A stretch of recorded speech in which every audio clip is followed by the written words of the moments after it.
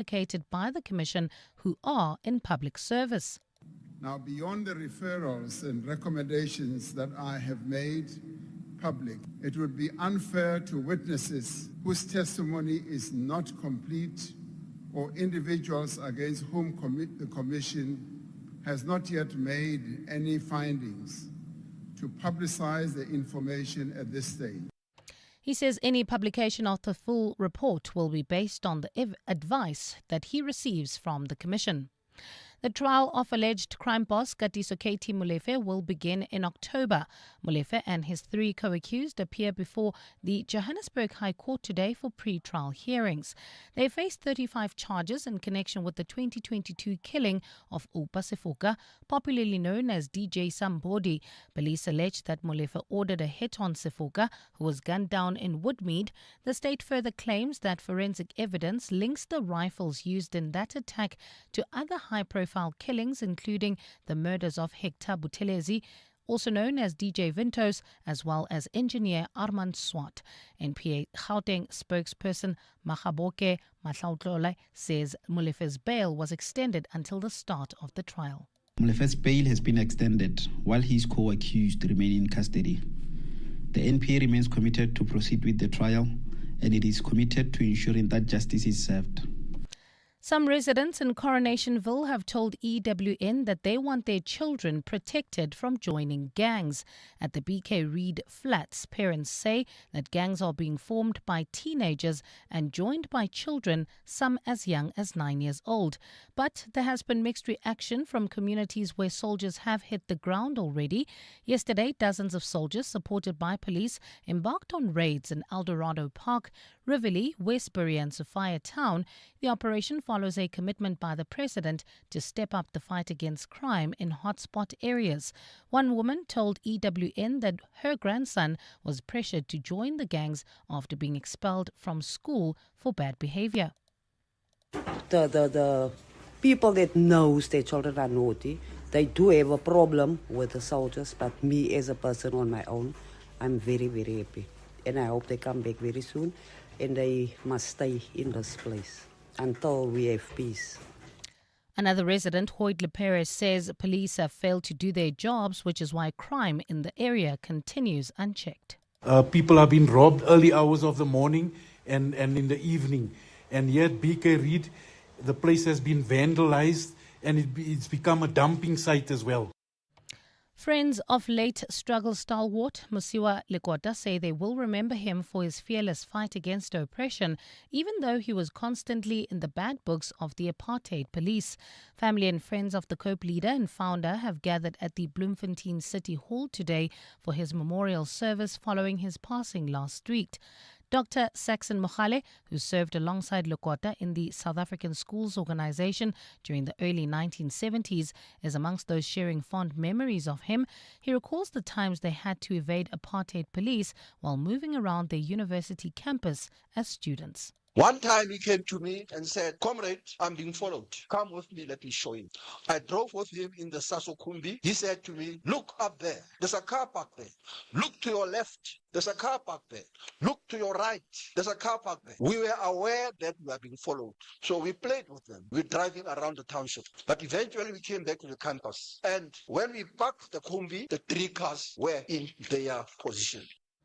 And the UN Refugee Agency says up to 3.2 million people have been displaced inside Iran since the Middle East war erupted. In a statement, the agency says most of those displaced were reportedly fleeing from Tehran and other major urban areas.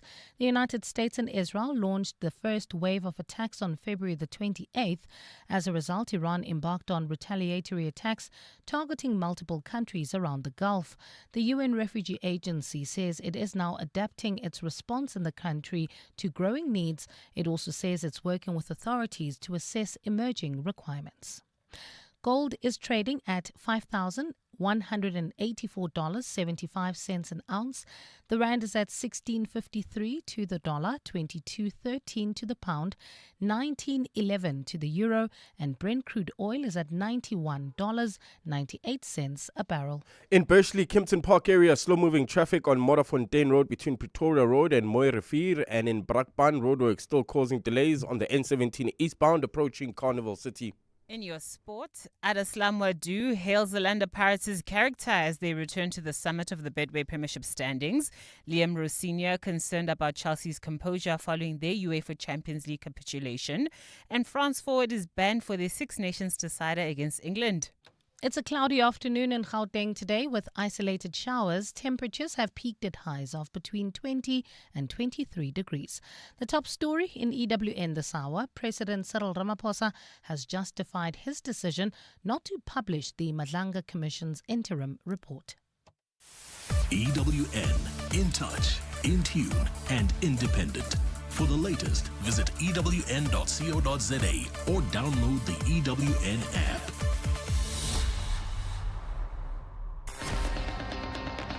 You're with John Perlman on 702. Streaming on the Prime Media Plus app, DSTV channel 856, 92.7 and 106 FM.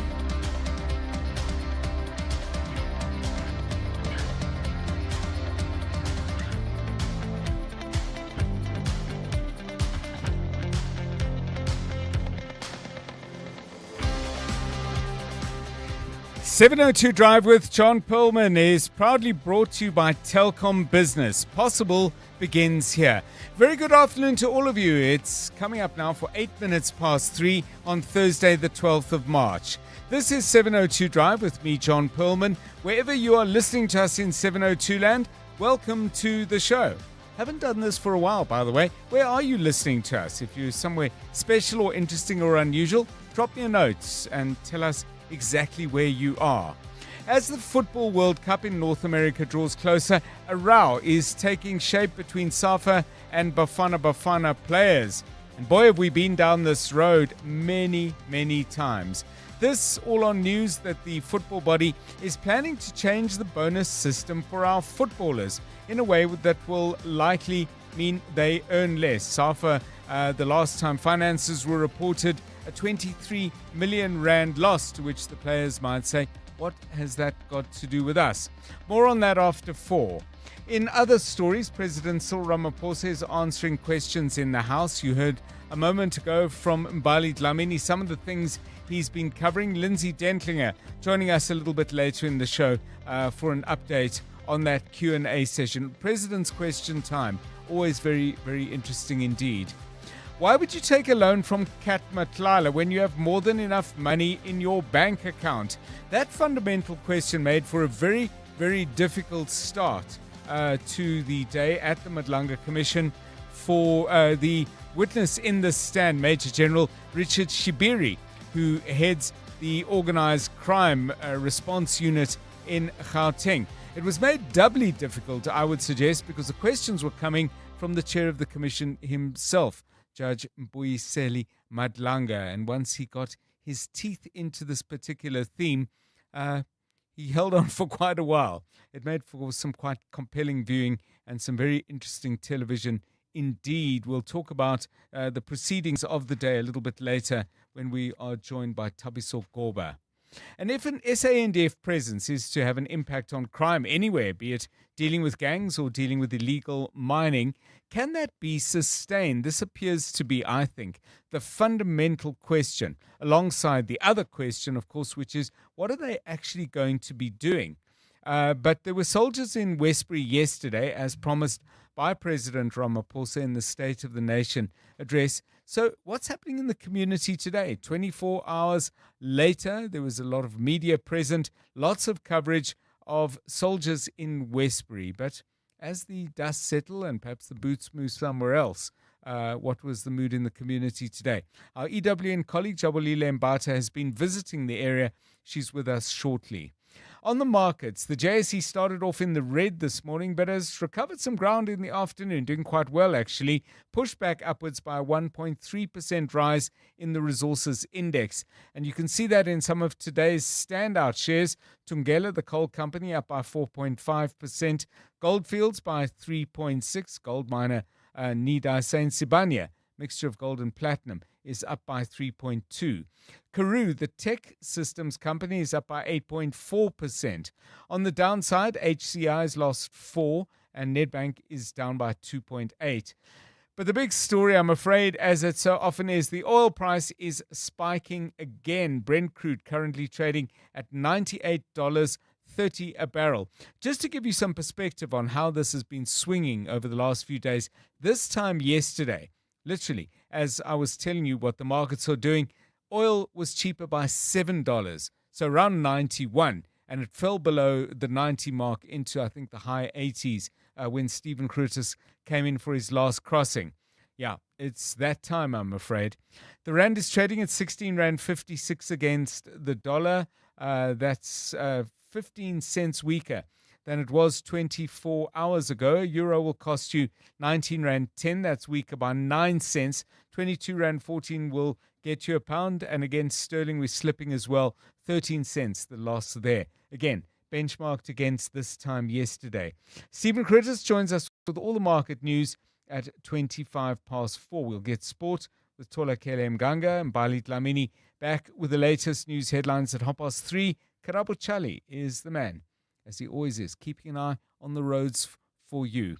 This is 702 Drive. We're live in the place where you live. If there are things happening in 702 land and beyond, of course, 702 land is not just a geography, it really is the whole planet, because we do try to cover things of international interest. But you'll hear about it here first, unless, of course, you've heard about it before we have, in which case, your help, please. Contact us on 072 702 1702 with a breaking story, an update on a story we're already covering. Perhaps we're missing a crucial bit, and you can call on 011 883 0702 and we can have ourselves a little chat. 13 minutes past 3. 702. Let's walk the talk. So as always, there's lots to talk about, lots to chat about, lots of things to ask questions about. This story caught my eye. It's kind of random, as often the first thing we raise at the beginning of the show is, but football crazy people travel long distances to go and watch their team. So a certain person whose name is not shared decided, as a passionate fan of Barcelona, he would go and watch them play in the Champions League last 16 first leg against Newcastle. So he gets to the UK, obviously gets himself a car, and he puts in St. James's Park, the legendary venue of the mighty Newcastle. Except it's also the home ground of a team that plays in the 3rd division called Exeter. Now, not only is Exeter 2 divisions down from Newcastle, not only are they not playing in the Champions League or anything like it, but the distance between the two places is 590 kilometers. I mean, you could say technically they could be further apart, but yeah, it's there's not much in it. So the most complicating factor, of course, is that Exeter were actually playing that night. So when he arrives, he sees people heading for the ground. I'm thinking to myself, surely the guy can see there's no one wearing black and white, and he must know the colors of his own team. I mean, he's more than a fan. He's a super fan. He's an ultra, as they say in Europe. Anyway, he doesn't clock this. And the Exeter staff took pity on him, as he explained that he was clearly in the wrong place. They gave him a free ticket to watch Exeter play against Lincoln. I hope the game was a decent one. But anyway, he put this in his phone, and he must have been driving, because if he'd been, it's an extraordinary story. But the question we wanted to ask you is: have you ever, through GPS, or you putting the wrong thing in, because I guess that's the only way it can go wrong, sending you the wrong way? I mean, I put the right address once in to GPS, and I'll tell my story later about how they sent me the wrong way. But later for that, your stories, please, on, for whatever reason, ending up in completely the wrong place, and how did you deal with it?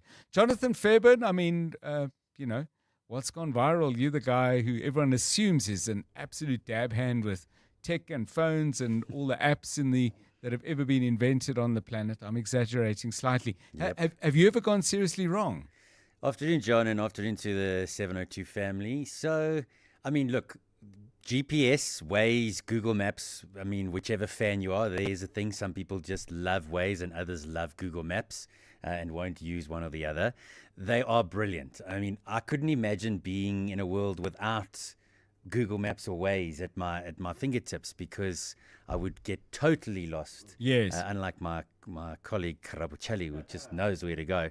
And I mean, I used to phone my aunts or uncles to say, listen, I'm here. I'm by the PPC cement factory. Where do I go now? Yes. You know, like way back in the day before these became available. But I think I got lost once. We were going to a place called the Donkey Dairy, which is out near Magaliesburg. Yes. Really nice little place. They've got lots of donkeys. They've got miniature goats, and you can feed the goats. And it's a really lovely little place to go to. But to get there, yeah. So I'd put just casually, went to Waze, Donkey Dairy, route, click, go. And we were driving. And then the next minute you have to take a off-road route. And yeah, I mean, my car is very, very low. It's not like a Fast and the Furious car, but it's low. It's a very low car. And it was an absolute nightmare. And it had rained the day before, so the roads were very muddy and all this kind of thing. And eventually we made it there with lots of bumping and scratching underneath the carriageway of the car, and almost got stuck as well. And then when I got there, I was like, this place you should kind of warn people. And they said, no, you must use this other road. It takes you right in and it's perfectly fine. I was like, Waze didn't tell me that way, to go. So didn't get lost, but had a harrowing experience on a dodgy road trying to get to a destination. But the little goats were great, yeah? They made up for it, and the missus was very, very, very happy. If there's a little goat to the end of all of this, I guess that can fix almost anything. Karabu, when I asked you a little bit earlier, because we were chatting about what we're going to talk about today, and you did say that, this is something that's happened to you a fair bit. Yeah, I'll mention one. I was going to a friend's wedding, and it was like out in the Val somewhere in the plot. And it was before GPS. We're using those books, those map books. Ooh. And also the place that we were going to was like you had to go on an off-road. Yeah. And then I just ended up, I don't know where I was, but I was just driving around these plots and looking for this place. And eventually, after the wedding was done and everybody was already happy and had a couple of drinks, I arrived like very late at the wedding just to hand in the present at least and say, thanks for the invite. Oh, my goodness. Well, at least you made it. There was a gift. So you got lost using a map book? Yes. Yeah. Jeez. No, many ways. Many ways to get lost long before there was a Waze at all. So give us a ring on that on 011 883 0702 and 072 702 1702. By the way, the Barcelona fan would have seen Exeter City lose 1-0 to Lincoln City. Just in case you're interested, Lincoln heading for promotion, it would seem, into the second level of English football. 20 minutes past 3. John Perlman On 702. 3 to 6 p.m.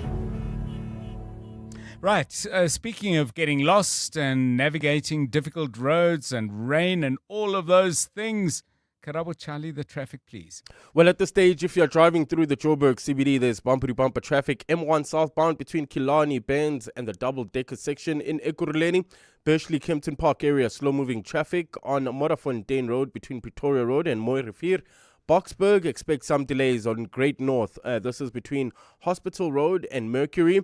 And in Brakpan, we still have those roadworks. This is on the N17 eastbound, slowing down traffic approaching Carnival City. If you come across any other traffic issues, kindly WhatsApp us on 072 702 1702. You're with John Perlman on 702. Let's walk the talk.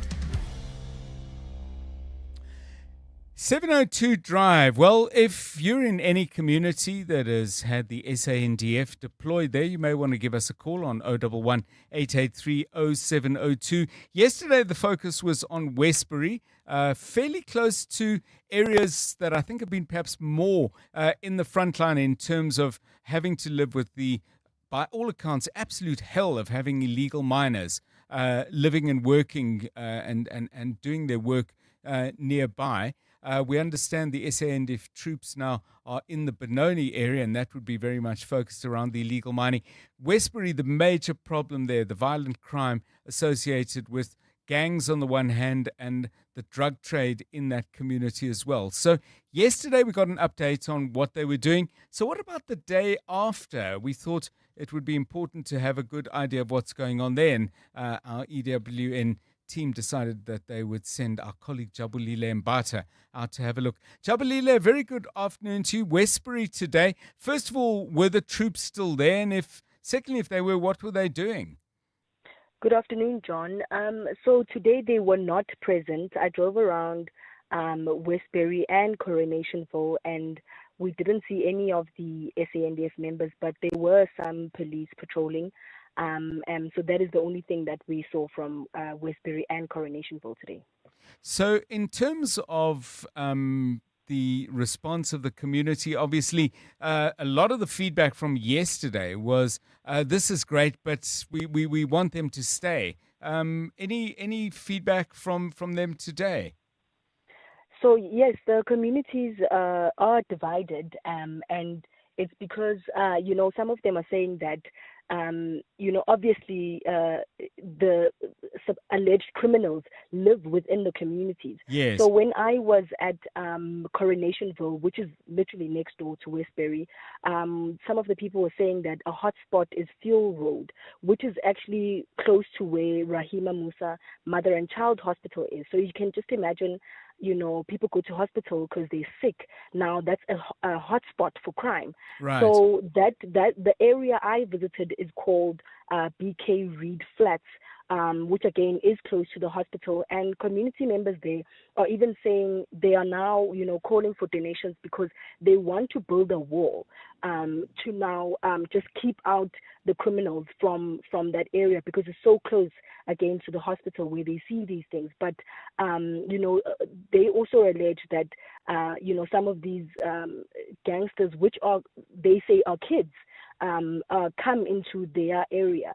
But again, there was an emphasis from them that the most concerning thing and the thing that is also dividing the community is because the alleged gangsters are kids. Many of them don't go to school. Many Yes. of them are afraid to go to school because even in the schools, they say there are gangs.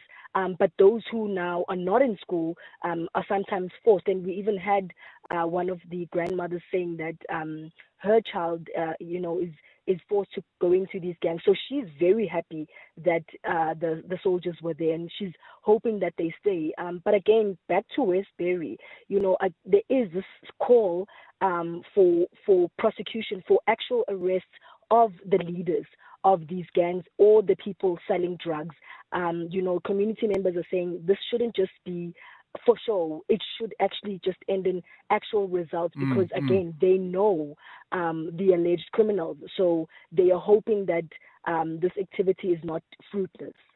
And Jabulile, have we had any indication yet from the SANDF or the police as to what the kind of maybe not even the long-term plan, but the medium-term plan? I mean, are the troops going to move around from place to place? Will they leave some people behind to continue with certain kinds of work? Has anything taken shape in that regard? We've tried to get some indication from the top, and our sense is that the plans are still taking shape. But what are you hearing on the ground?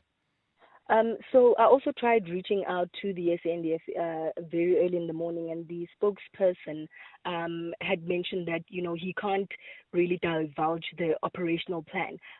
Again, they calling it classified, and they don't Yes. want to really go into those details about what will happen next. But that's precisely why community members are saying that this shouldn't just be this contract that is said to only end in 3 months.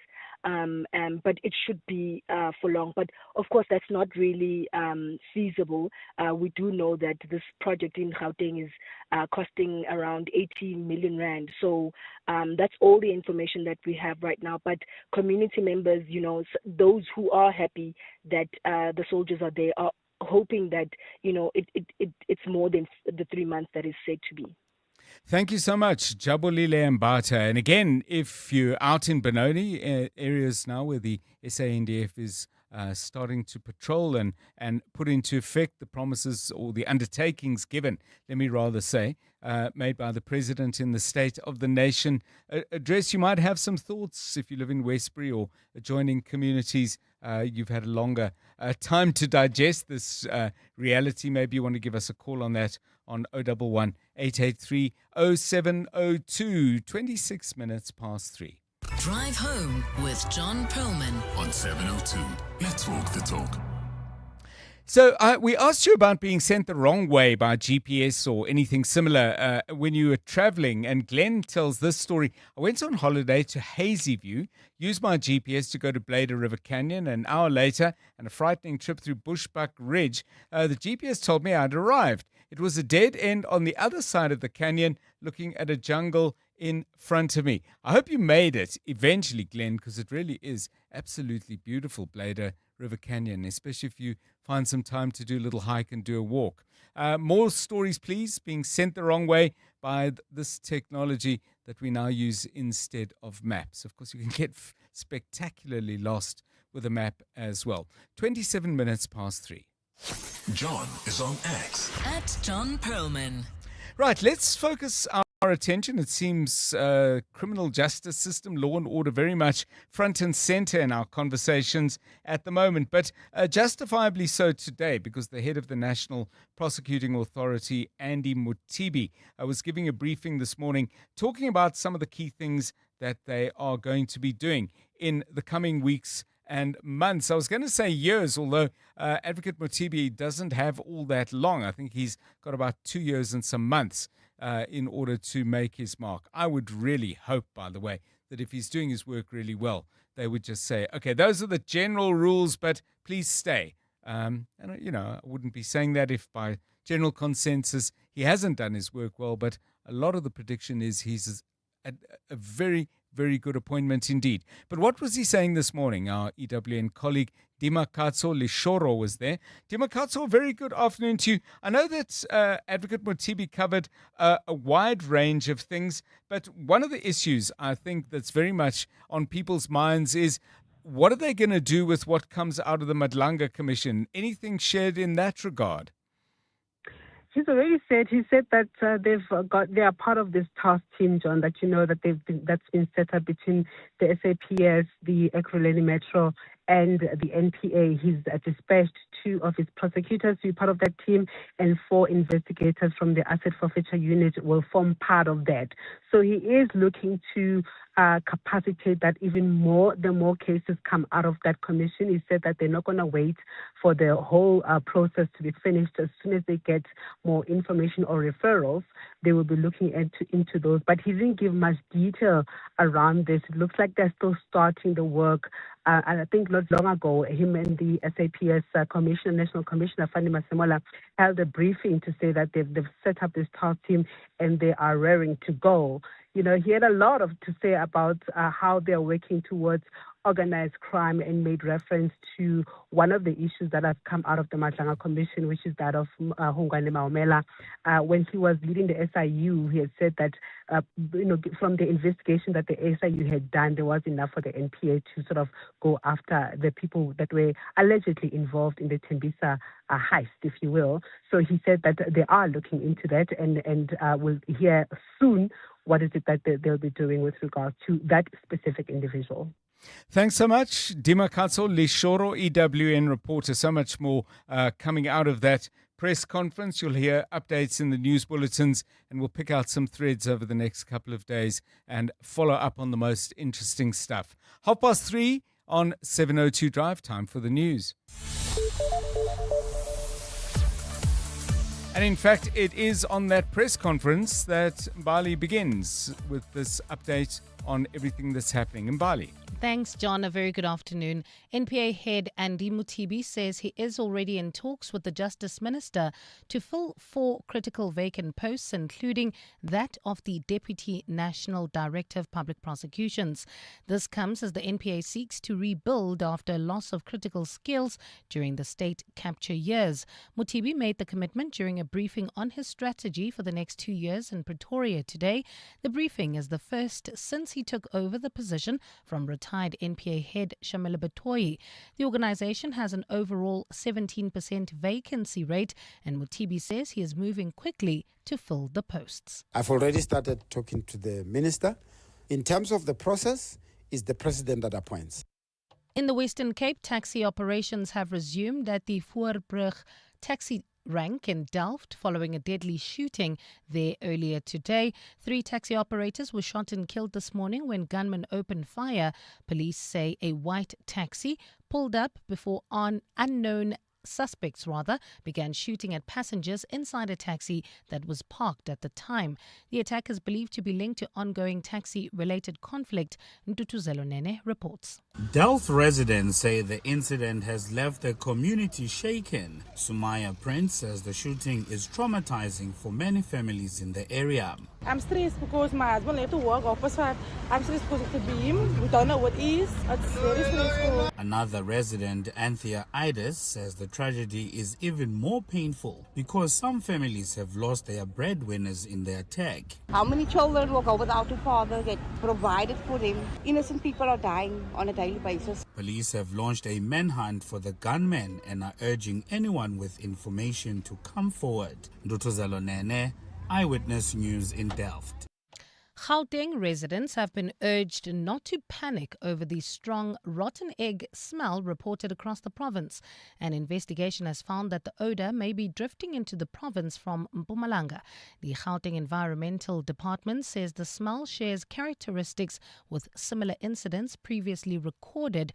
Mongezi Koko takes a look. The department says its investigation included site inspections, air quality monitoring and meteorological analysis, but no incidents were found at facilities within Gauteng that could explain the widespread odour. Data from the Three Rivers Ambient Air Quality Monitoring Station shows prevailing winds during the period were blowing from the east and northeast, suggesting pollutants may have travelled from Mpumalanga into southern Gauteng. The smell is believed to be linked to hydrogen sulfide, a gas known for its distinctive rotten egg odour that can be detected even at very low concentrations. Officials say while the odour may cause discomfort, headaches or nausea for some people, it's not expected to pose serious health risks at levels currently being experienced. The matter has now been referred to the National Department of Forestry, Fisheries and Environment for further investigation. Mongezi Koko, Eyewitness News. And the president of the Ukraine has begun his official visit to Romania. As part of the trip, meetings are planned with Romania's president as well as the country's prime minister. According to reports, the visit will underscore the joint efforts of the two countries to deepen defense and economic cooperation. The visit comes at a time of uncertainty over planned peace talks between Kyiv and Moscow. The talks have been spearheaded by the United States, but recently derailed by the U.S.-Israeli war with Iran. It's a cloudy afternoon in Gauteng today with isolated showers. Temperatures have peaked at highs of between 20 and 23 degrees. In the Joburg CBD heading towards Boysens, traffic is a bit sluggish on the M1 southbound from Killarney Bends to the double-decker section. In Bursley, Kempton Park, slow-moving traffic on Modderfontein Road between Pretoria Road and Mooi Rivier. And in Boksburg, expect some delays on Great North Road between Hospital Road and Mercury. The top story in EWN, NPA head Andy Mutibi says he is already in talks with the Justice Minister to fill 4 critical vacant posts, including the Deputy National Director of Public Prosecutions role. Clement Maniatella. Weekday mornings, 9 to 12. 9 to 12. Was it tough to decide to leave? It was the most friendly ending, I think, in the history of broadcasting, because inevitably it ends in tears one way or another, whether it's 702 or anyone else. I just knew. So for 2.5 years, I told 702, I said, look, I want to end it. I want to end it. It's coming to an end. And I said, I'm in no hurry, but I'm just telling you it's coming to an end. So what they did was, we don't want you to go, but we'll tell you when it's How many years before you left? It was 2.5 years before I left. Okay. Of course I was sad to go, but I just knew, like the end of my rugby career, the time is right. Legendary broadcaster John Robbie. Clements Manyatela. 9 to 12 on 702.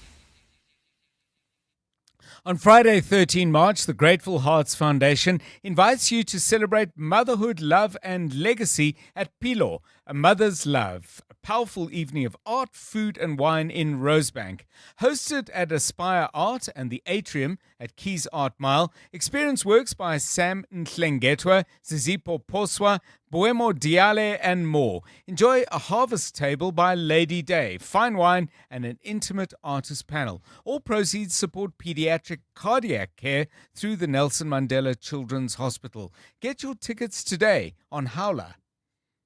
Zandi Finga's Hive promo agency was growing fast, but the paperwork was catching up. What were you up against? Challenges that were slowing down my growth was finding clients as well as organizing the promoter application. But with Yep for online visibility and Zoho to manage her database, she has turned chaos into a well-honeyed hive. Get Yep by Telkom Business from 249 Rand per month and Zoho from only 1,260 Rand annually. Call 10213 or click telkom.co.za. T's and C's apply. Telkom Business. Possible begins here. For over 30 years, Bid Air Cargo has been keeping South Africa's supply chain moving, giving our economy the dedicated cargo capacity it needs. Whether it's really, really urgent, oversized, or hazardous, when a shipment has to fly, we make it happen. Linking all major airports with reliable freighter services, our promise delivers. Bid Air Cargo. Every kilo counts. The pain of losing a loved one is never easy. It will leave you feeling overwhelmed. At Clientele, we understand that burying loved ones with dignity truly matters. Our funeral plans pay out cash within just 24 hours, and you receive 200 Rand airtime when you claim to make those important calls. Plus, we cover up to 13 people on one plan. SMS funeral to 31586. That's 31586. Clientele Life is an authorized FSP and licensed life insurer. T's and C's online. Standard rates apply.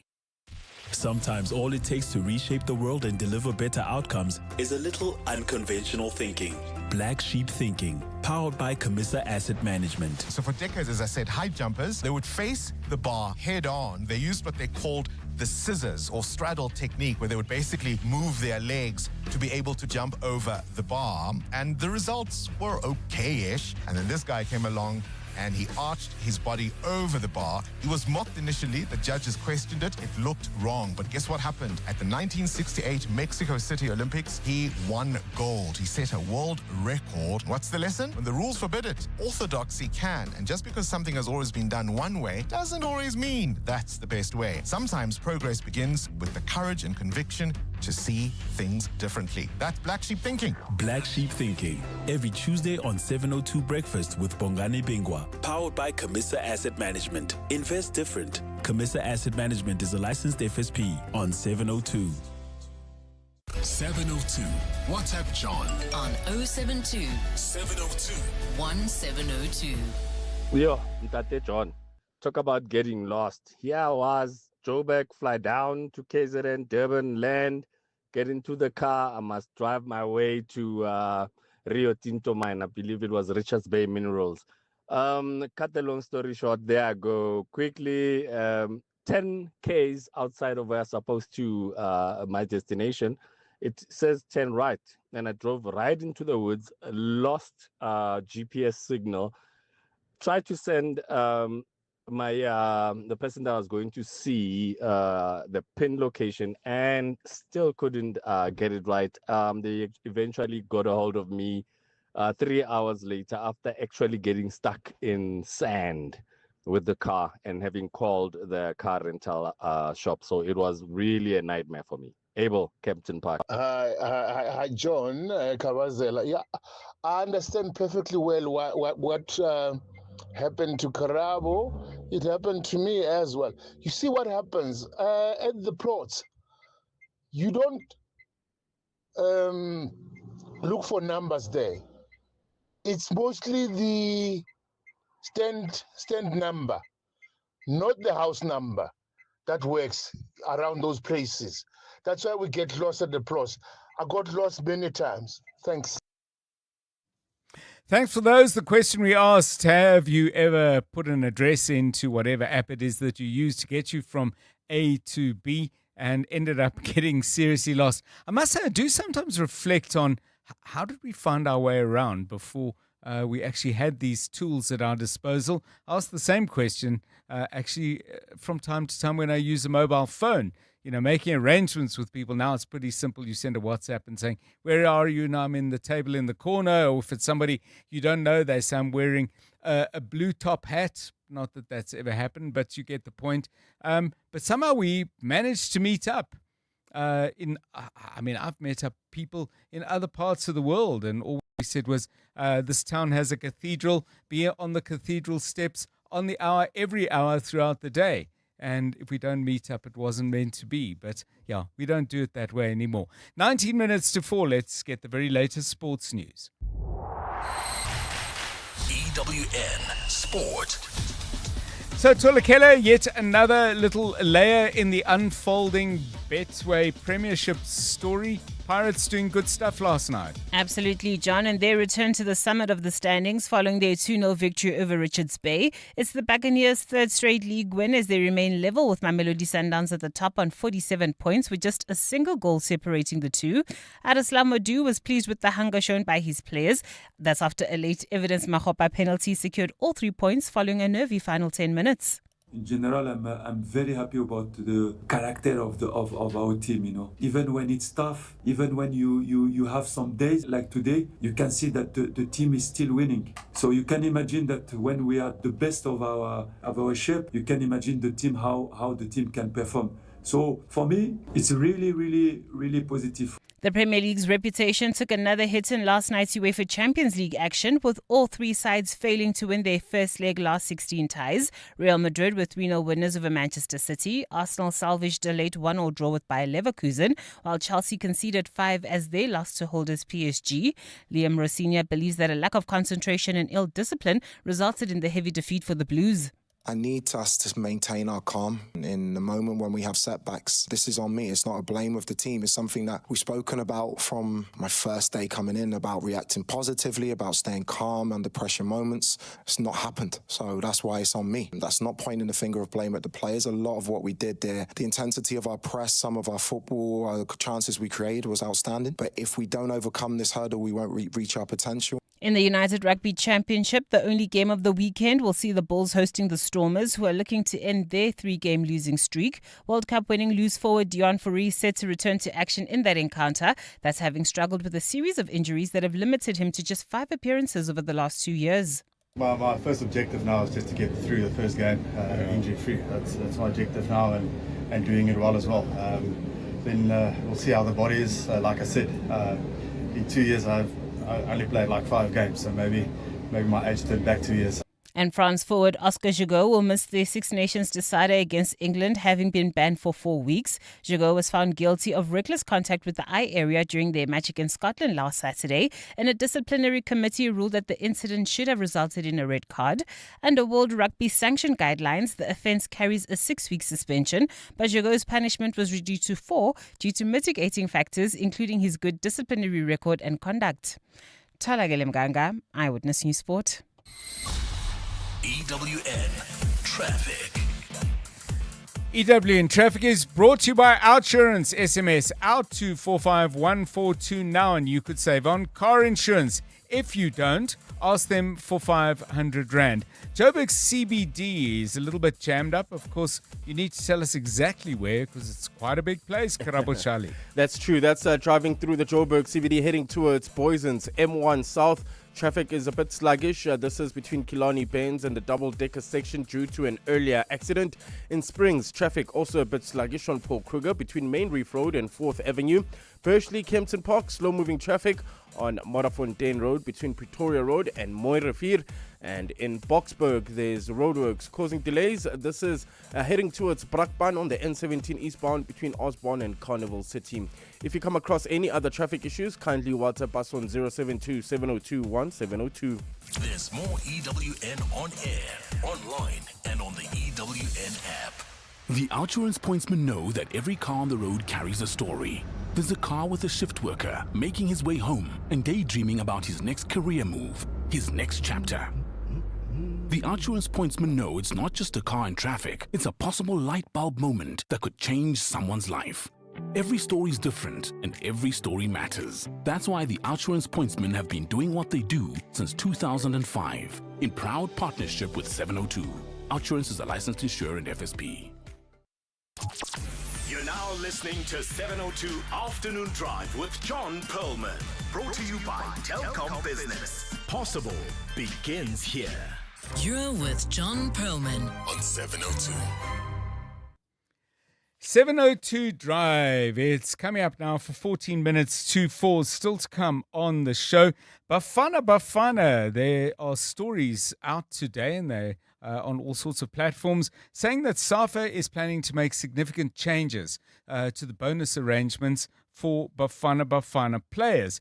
Now, it's to do with the bonuses, as I understand them, are made up as a mix of, on the one hand, the money that they win as prize money in major tournaments. So AFCON would be one of them, men's and women's, World Cups, men's and women's again, would be another. But SAFA always used to put some money in. That, it would seem, is not going to happen anymore. So what's going on? Because this issue of players, men and women, wrangling with SAFA before, in the build-up to and even during tournaments is really as old as the game itself in this country. I mean, it really has been a huge, huge problem over time. So we're going to get an update on that and an insight, we hope, from Dennis Mumble, used to be the CEO at SAFA and is now an author and researcher on issues of sports governance. He's with us at about 10 minutes past 4. It's 13 minutes to the hour.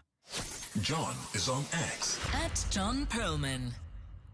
702 Drive. So, Tola Kelly, we were asking about when the app sends you the wrong way. This one has got a lot of people responding. We said, have you ever been sent the wrong way? Lerato says, it happens every time when I request Uber to come pick me up in my estate. I have a pinned message with directions on my phone to assist me. Guess what? They ignore the message, opt for the GPS, which always gets them lost. And Stobile says, yep, the Waze app left me in the middle of a freeway on the M1 and said, you have arrived at your, I can't do the voice, but that would be maddening when it says you have arrived at your destination when clearly you haven't. Any stories of getting sent the wrong way? Mine is actually the opposite. I had to revert to an app to go to a place that I go to all the time. Oh. There was a time where me and my mom were living with our aunt for just like a week. We were helping her with something. And then I was going to work and then I came back and I was like, no, I remember this road because I lived here when I was a teenager for a while. Yes. John spent 15 minutes not knowing where her house was for some reason. Then I had to go back to our messages. Mind you, like it's 4 or 5 years back. To be like, what's her address again? Then I had to put that onto Google. And it was like, ma'am, you were just like 2 streets down. If you just turned one more way, you would have been fine. But no, I respect my app. I call her Susan even. She's never gotten me lost. It's interesting, because I grew up when there were no such things. And so I think I've got a pretty good sense of direction. I feel I know Joburg pretty well, although the city will have changed enormously in the many decades when I've lived here. I have some concerns for younger people who don't know. Let's say they've gone to see a movie in Sandton City for the sake of argument, and they live in Buccleuch or they live in Mondi or wherever it might be. And they jump in a taxi of some kind, and they don't know how to get themselves home. So they wouldn't know if for any reason they're heading in the wrong direction, not necessarily for anything sinister, but drivers get lost as well. So that's a concern I must say I actually have. One of the things that freaks me out more than anything else is getting lost. And I have to guard against a severe red mist. So I love these apps, but when I'm lost and they say, slide right, I find myself sort of screaming at this voice, which of course is entirely impractical because there is no person at the other end. But yeah, I get very frustrated if I get lost. For me, the one thing the apps are creating for me is I never know what the streets are. So I'll use Yes. like a marker. I'll be like, oh, the red building. Then I know how to get to that place. So if like a Karabo's like, oh, how did you get there? Well, it's 3 greenhouses, Yes. 4 red robots, and then you get there. Then he's like, what street is that? I have no idea. That's just how I use my route and direction. Yeah, and having been in small towns recently, coincidentally, I've been in 3 places that all have a Piet Retief Street, but they are all at the moment Piet Retief. Anyway, we knew more or less where we were going, so that helped. Give us your stories, please, on that subject on 011 883 0702 and 072 702 1702. We're coming up for 9 minutes to 4. Drive home with John Perlman on 702. Let's walk the talk. Tabiso Gobe is with us at about 5:10, updating us on what's been happening at the Madlanga Commission of Inquiry. I think they're still busy with this. I'm not sure. I'm just looking up at the TV screen, which says there is another person convicted for the frauds related to Steinhoff. That's been slow in coming, but they actually note this is the fifth person, number 5, to be convicted for this. We'll dig into that story and see if we can get some information on that a little bit later in the show. Another thing that I've been reading about is there are growing concerns in the United States that some of the chocolate manufacturers, given the high price of cocoa, are actually substituting other products for that. What would you replace cocoa with? More on that at about 4:20 when we speak to a food science expert. 702 Drive, 8 minutes to 4. John is on X. at John Perlman. Well, undoubtedly one of the big developments over the last 24 hours, 24:36 more or less, has been now the eventual deployment of the SANDF into areas where there are either the problem of gang violence or the problem of illegal mining, and in some really beleaguered communities, they're having to deal with both. One of the communities that falls within this frame is El Dorado Park on the south side of Johannesburg. And we've been canvassing the views, not just of ordinary people with their views of what's happening on their streets, but also people who've been actively involved in trying to enhance law and order in their community. So we thought in El Dorado Park, let's get hold of someone involved in the Community Policing Forum. Deputy Chair is Dominique Palmer, and she's with us now on 702 Drive. Ms. Palmer, very good afternoon to you. Just put us, first of all, please, in the factual picture. Have soldiers arrived in El Dorado Park yet, or are they still to come? Hi, John. How are you doing? Yes, doing well, thanks. Thanks. So they were yesterday in El Dorado Park. Okay. Right? Yeah, we got excited and everything. Okay. And today, they're not around. So while they were there yesterday, and while we were particularly keen to speak to the CPF, is one would have thought if there's a plan in place and you know what to expect, i.e. they're coming today but they're not going to be there tomorrow, whatever, that you would be taken in to some of the planning sessions at least. Have you been informed at all about what the deployment might involve and achieve? Okay, so none of us actually knew that they will be coming to El Dorado Park, right? Right. Even our staff members, they also didn't know that they will be there. So they just, and we also didn't sit in a meeting to say, okay, what's the plan forward? Yes. For El Dorado Park. There was nothing like that. So none of us were called in any way. So when they arrived in El Dorado Park, they just went straight to the community and they actually done the work and things like that. But clearly, like I said, we also waiting patiently the way forward. So Ms. Palmer, I mean, if you were to look ahead and if a plan starts taking shape and somebody comes to you and your colleagues at the CPF and says, okay, what do you think they can best achieve by being there? I mean, if you said you were excited when you saw they arrive, what do you hope the soldiers might add to the fight against crime that you and others are involved in? So, for us personally, it's like, it was for safety. Right. And we understand that the soldiers are not there to arrest, the criminals. Is that SAP's job to do those things. Right. So, so for us, it was just safety, and it's going to say, they're going to get all these guys, the gangsters, the merchants that's busy in El Dorado Park, they will be arrested.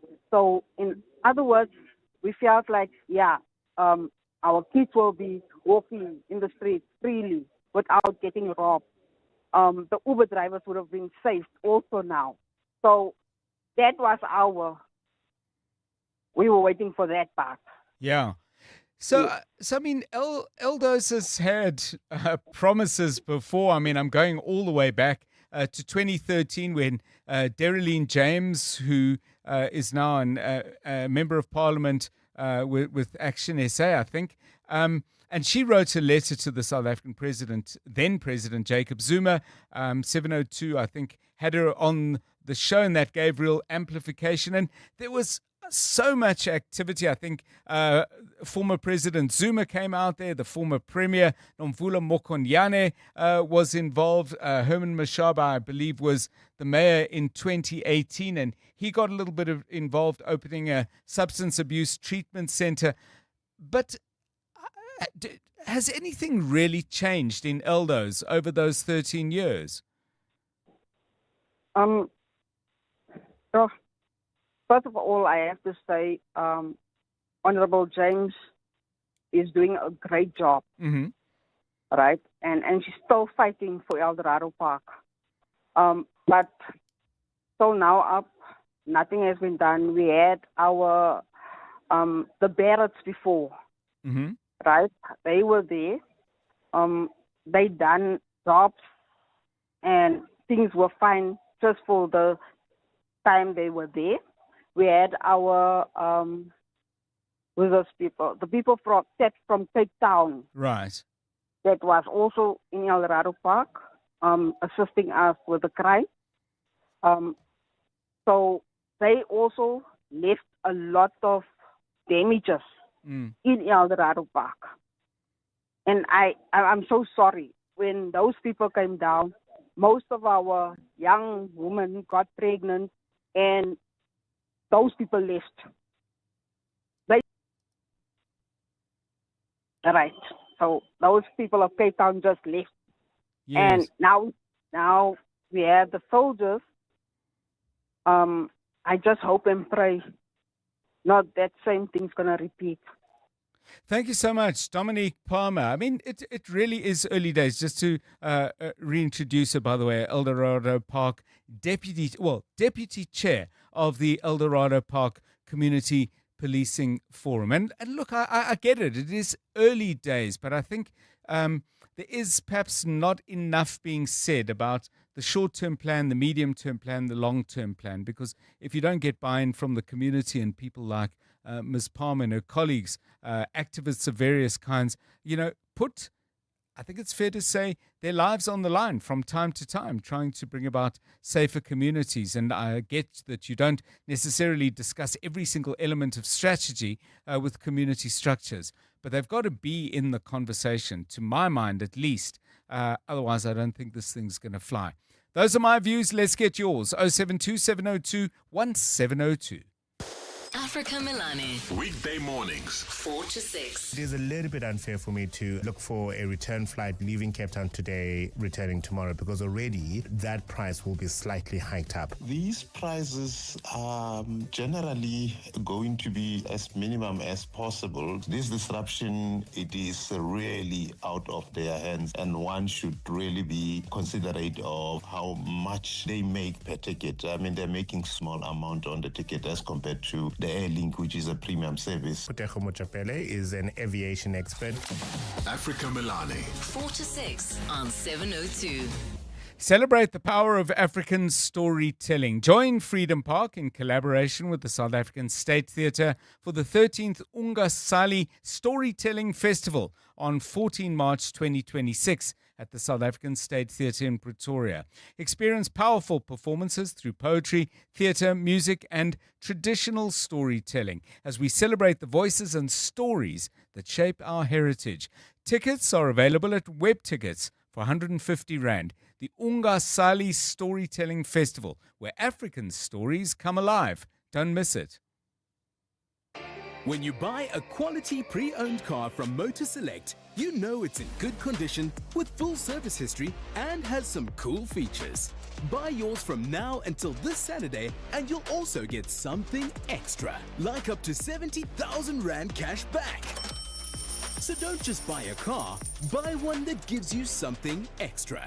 Get to any participating Motor Select or visit motorselect.co.za. T's and C's apply. The Johannesburg Philharmonic Orchestra presents its summer season concerts, featuring celebrated conductors and soloists. Thursday evenings from 26th February to 19th March at the Linda Auditorium. These concerts are not to be missed. Tickets available at Quicket. The Money Show. Weekday evenings at 6.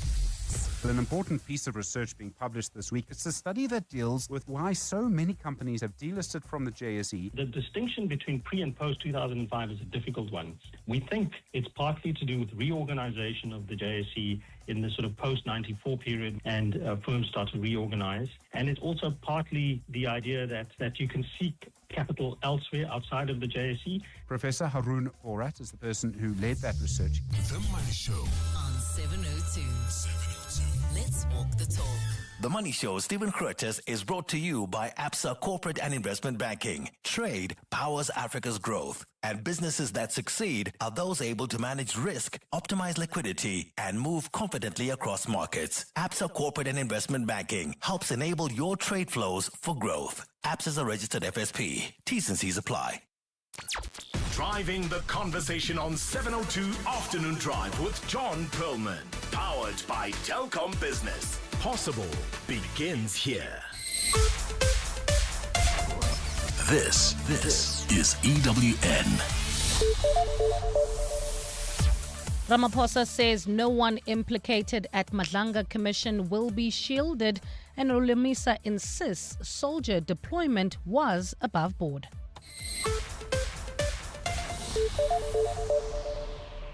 Good afternoon, I'm Bali Dlamini. President Cyril Ramaphosa has assured Parliament that no one implicated at the Madlanga Commission will be shielded from accountability and legal action. Ramaphosa says it does not matter whether it's a big name or someone who is politically connected. All those found on the wrong side of the law will face the music. Ramaphosa gave the assurance while responding to questions from MPs in the National Assembly this afternoon. Babalwa Ndenze is there. President Cyril Ramaphosa has faced more questions about the Madlanga Commission and the process in holding those implicated accountable. MK Party Interim Parliamentary Leader Des van Rooyen asked Ramaphosa whether those implicated, like Hangwani Maumela, who has been linked to the president, will be protected. Therefore, can you assure this House none of the decisions to withhold the report or delay its publication are intended to protect politically connected individuals? Ramaphosa says no one will receive special treatment once the report has been issued and recommendations will be implemented. So no one, no big name or small name or whoever, however they are connected, will be shielded. We can assure you of that. Ramaphosa says the task team that he set up, led by Acting Police Minister Firoz Kachalia, has already started acting against those identified by the Commission on matters that require disciplinary action. Babalwa Ndenze, Eyewitness News, Parliament. Suspended police head for organised crime Richard Shibiri has rubbished allegations that he tried to bribe officers investigating a suspected crime boss. Witness A and Witness B testified before the Madlanga Commission that Shibiri once called them to his office and told them there were envelopes with money being offered for investigators in a case they were working on. But Shibiri says he was warning the officers that he had received information that someone would try to bribe them. At the time, the two officers were investigating suspected crime boss Katiso KT Molefe for the murder of Vereniging engineer Armand Swart. Shibiri says he was planning on setting up a sting operation to trap the people who would try to bribe the investigators. I said there will be a bribe brought to you, and consequently, when you don't take the bribe, there will be a threat to you because these people are hitmen. And even if you take the money, still there will be a threat against you because the case won't be gone away. Deputy Defence Minister Bantu Holomisa insists the deployment of soldiers in parts of Johannesburg yesterday was properly coordinated. Holomisa has been responding to criticism from Parliament's Portfolio Committee chairperson Ian Cameron, who questioned the operation. Yesterday, dozens of soldiers supported by police embarked on raids in Eldorado Park, Rivoli, Westbury and Sophiatown. The operation follows a commitment by the president to step up the fight against crime in hotspot areas. Mongezi Koko has more. The SANDF deployment has drawn criticism from Parliament's Police Portfolio Committee chairperson Ian Cameron, who says the committee was not informed about this operation and has questioned its legality. But Holomisa says the operation was properly coordinated with senior SAPS and SANDF commanders holding discussions before the troops were sent into communities. He says the deployment also follows the provision of the Constitution, which allows the president to deploy the defence force in support of police to maintain law and order, provided Parliament is informed. When asked whether the soldiers were given specific training to conduct the raids, Holomisa said the responsibility lies with operational commanders. That instruction was issued and it is left entirely to the commanders. So the best person who would answer you on that would be the Commissioner of Police or the General of the SANDF. Holomisa added that the president did write to the Speaker of Parliament about the deployment. The presidency has yet to issue a statement responding to the concerns raised. Monkey Ziko, Eyewitness News. ANC chairperson in the Free State, Mxolisi Dukwana, says late COPE leader Musiwa Lekota remained true to his principles even after he was sidelined. Dukwana was speaking at Lekota's memorial service in Bloemfontein today following his passing last week. He says Lekota remained a true patriot even after leaving the ANC and forming his own party. Dukwana says Lekota will be remembered for his courage and commitment to serving the country. Comrade Terra was a man who told himself the truth, even when it was uncomfortable. He did not chase popular acclaim. He chased justice. His integrity was not for sale, nor was his commitment to the downtrodden ever wavered. While in the UK, the information regulator Ofcom has given Facebook and several social media platforms until the end of April to explain what actions they will be taken on age checks and preventing online grooming. The move comes after a Conservative-led push to ban under-16s from social media failed in the House of Commons. Instagram, Roblox, Snapchat, TikTok and YouTube must now set out how they are tackling harmful algorithms and how they roll out updates for users. Australia became the first country to implement a social media ban for children when its policy took effect in December last year. Gold is trading at $5,184.75 an ounce. The rand is at 16.57 to the dollar, 22.12 to the pound, 19.13 to the euro, and Brent crude oil is at $91.97 a barrel. Midrand heading towards Centurion, bumper-to-bumper traffic N1 northbound from the Butlu interchange to New Road. This is due to a stationary vehicle. Ilovo expects some delays on Caller Drive between Athol Oaklands and Oxford Road. And in the Joburg CBD heading towards Boyson's, traffic pressure on the M1 southbound from Killarney Bends to the double-decker section due to an earlier accident. In your sport, Adeslam Wadu hails the Orlando Pirates' character as they return to the summit of the Betway Premiership standings. Liam Rowe Sr. concerned about Chelsea's composure following their UEFA Champions League capitulation. And France forward is banned for their Six Nations decider against England. A cloudy Friday in store for Gauteng tomorrow with scattered showers and thundershowers expected.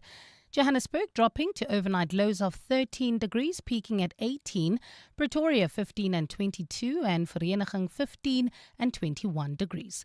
The top story in EWN this hour: President Cyril Ramaphosa has assured Parliament that no one implicated at the Madlanga Commission will be shielded from accountability and legal action. EWN, in touch, in tune, and independent.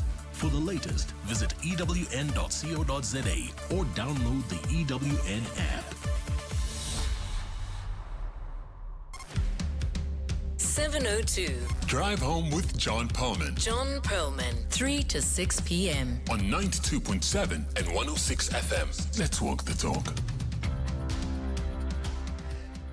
7:02 Drive, it's 10 minutes past 4. Good to have you with us on the show. Coming up over the next half an hour or so, Bafana Bafana facing challenges, it would seem, when discussions are held in regard to bonuses they might earn when they compete in the World Cup coming up in the middle of this year in North America. 2 games in Mexico, 1 in the United States. That's the group games. But of course, the big bonuses in terms of FIFA prize money begin to kick in once you get into the knockout stages. The big question, of course, is whether there will be any addition to those bonuses coming out of SAFA coffers. Stories that are appearing all over the media, but a particularly good one on the Times Live site by sports editor Karing Matse really spells this out in a lot of detail, so you can check that out there. Same story available on the Sowetans website. We'll chat to Dennis Mumble, former CEO of SAFA and now a researcher focusing on football governance and administration. And then there are concerns, it would seem, in the United States that chocolate manufacturers, faced with the high price of cocoa, are looking for alternatives. Some people are saying the taste is not very good. Could the same thing happen here? We'll find out about that when we talk to sports science, food science expert, Professor Frederick Tabbert. That's coming up at about 20 minutes past 4. We asked you about GPS sending you in the wrong direction, and quite a lot of you are wanting to comment about the SANDF starting to make its presence felt in Westbury and Eldorado Park. Yesterday out, we understand, today in the Benoni area, that part of the dual focus, gang violence on the one hand and the scourge of zama-zamas in your community on the other. That, I would assume, is very much the central focus out in Benoni. But quite a few of you got views on that. Some of you commenting on the problems of the circumstances in the communities like Eldorado Park. Raymond says, unless the social conditions change, the soldiers will not last. The only people making a living are those selling drugs, which is on every street. So give us your thoughts on that as well. Here's what a couple of you have had to say already. 702. WhatsApp John On 072 702 1702. Good afternoon, John. When we moved to Joburg in 1999 or so, my dad was a sales rep. I remember quite vividly how he had those spiral map books for Pretoria and Joburg. So he taught us how to use those. So that was very helpful. I believe I can still use one, although I haven't seen one for years. And then before navigation apps and stuff like that, I used to go online, take down directions and write it down and try to follow those, third left, second right, because looking for street names was a bit tough. But yeah, the GPS definitely makes it a bit easier. Yo, Tate John, I was on my way from the south to the north, and I put something in my home address in my GPS, but now my Bluetooth wasn't working for some reason. I ended up going to flippin' Springs. I had to go through 2 toll gates. Yo, it was hectic, my guy. Good afternoon, John, and 702 lenders. You see, the issue of the military, it's for me, it's personally, is a good one. The reason being, we have seen these drugs, coming out of our townships, and the drug laws and other, they're actually, befriending of some of our police, And yesterday I've seen, a number of areas where they managed to get drugs. Now, for me, it's actually encouraging to say at least something is actually done. So as long as the cat can catch a mice, I'm happy. So the little they can do is, get that, those drugs out of our townships, and I'm happy. My name is Mohali Mitra, and I'm encouraged. Thank you. Thanks. And there are a good number of people who are, by the way. Now, this anonymous message engages with me on what I was saying about involving the community. Let me read the message first and then give you a brief response. Good afternoon, John. To involve the community in the plan of action by the SANDF is not advisable because the gangsters and drug dealers might just be tipped off. Even the Eldos saps are on the take. Now, let me be very clear about what I'm saying. I don't believe that this should happen at the level of very specific planning, for example, a raid on a block of flats or whatever it might be. But to say you can't involve people in those conversations should not mean that you can't involve people in any conversations. Invariably, there is a hierarchy of discussions that takes place, and there will be some at, let's just call it the top level, that have to be very discreet and very limited. But to not explain to the community at all what it is you are planning to do and how you're going to go about it at some level of community conversation, I think is a huge mistake. Because we even heard earlier today from the CPF in Eldorado Park, well, the army was here yesterday and we were happy, but today they're gone. And a clear note of puzzlement in that I don't think is a good basis on which to build a relationship. Point well taken. You're not going to say at 5 o'clock disguised in particular ways we're going to be doing X or Y. I'm not hopelessly naive in that way. But I think it's equally naive to imagine you can just show up in communities and do what you think you ought to do without them having any idea at all of A, what your plan is, but crucially, how long that plan is going to be in place for. My views, yours please, on 072 702 1702. 16 past 4. EWN Traffic. So you managed to get out of the CBD, which was jammed earlier, and now you find yourself in Midrand and you're slowing down again. What's causing it? Karabo Charlie. Well, there's a bumper traffic heading towards Centurion. This is in Midrand, N1 northbound between the Batlu Interchange and New Road due to a stationary vehicle. In Ilovo, expect some delays on Corlett Drive. This is between Ethel Oaklands and Oxford Road. In the Joburg CBD, John, we still have traffic pressure on the M1 southbound. That's from Killarney Bends to the double-decker section due to an earlier accident. Boksburg, Germiston heading towards Brakpan. Roadworks causing more than a 20-minute delay on the N17 eastbound from Osborne to Carnival City. If you come across any other traffic issues, kindly WhatsApp us on 072 702 1702. There's more EWN on air, online, and on the EWN app. Stay with 702 Afternoon Drive with John Perlman. Brought to you by Telkom Business. Possible begins here. You're with John Perlman on 702. Let's walk the talk. Right, let's focus then on this Bafana Bafana issue. As I said, a number of platforms covering a story that appears to be out there as a result of documents that were to be tabled at the SAFA meeting over the weekend. The National Executive Committee, you might have read, I'm sure you did, that the meeting had to be aborted after a really troubling fight that took place at the meeting. But let's park that. Let's deal with the issue at hand. The question is around bonuses, and SAFA is proposing a change to the bonus structure.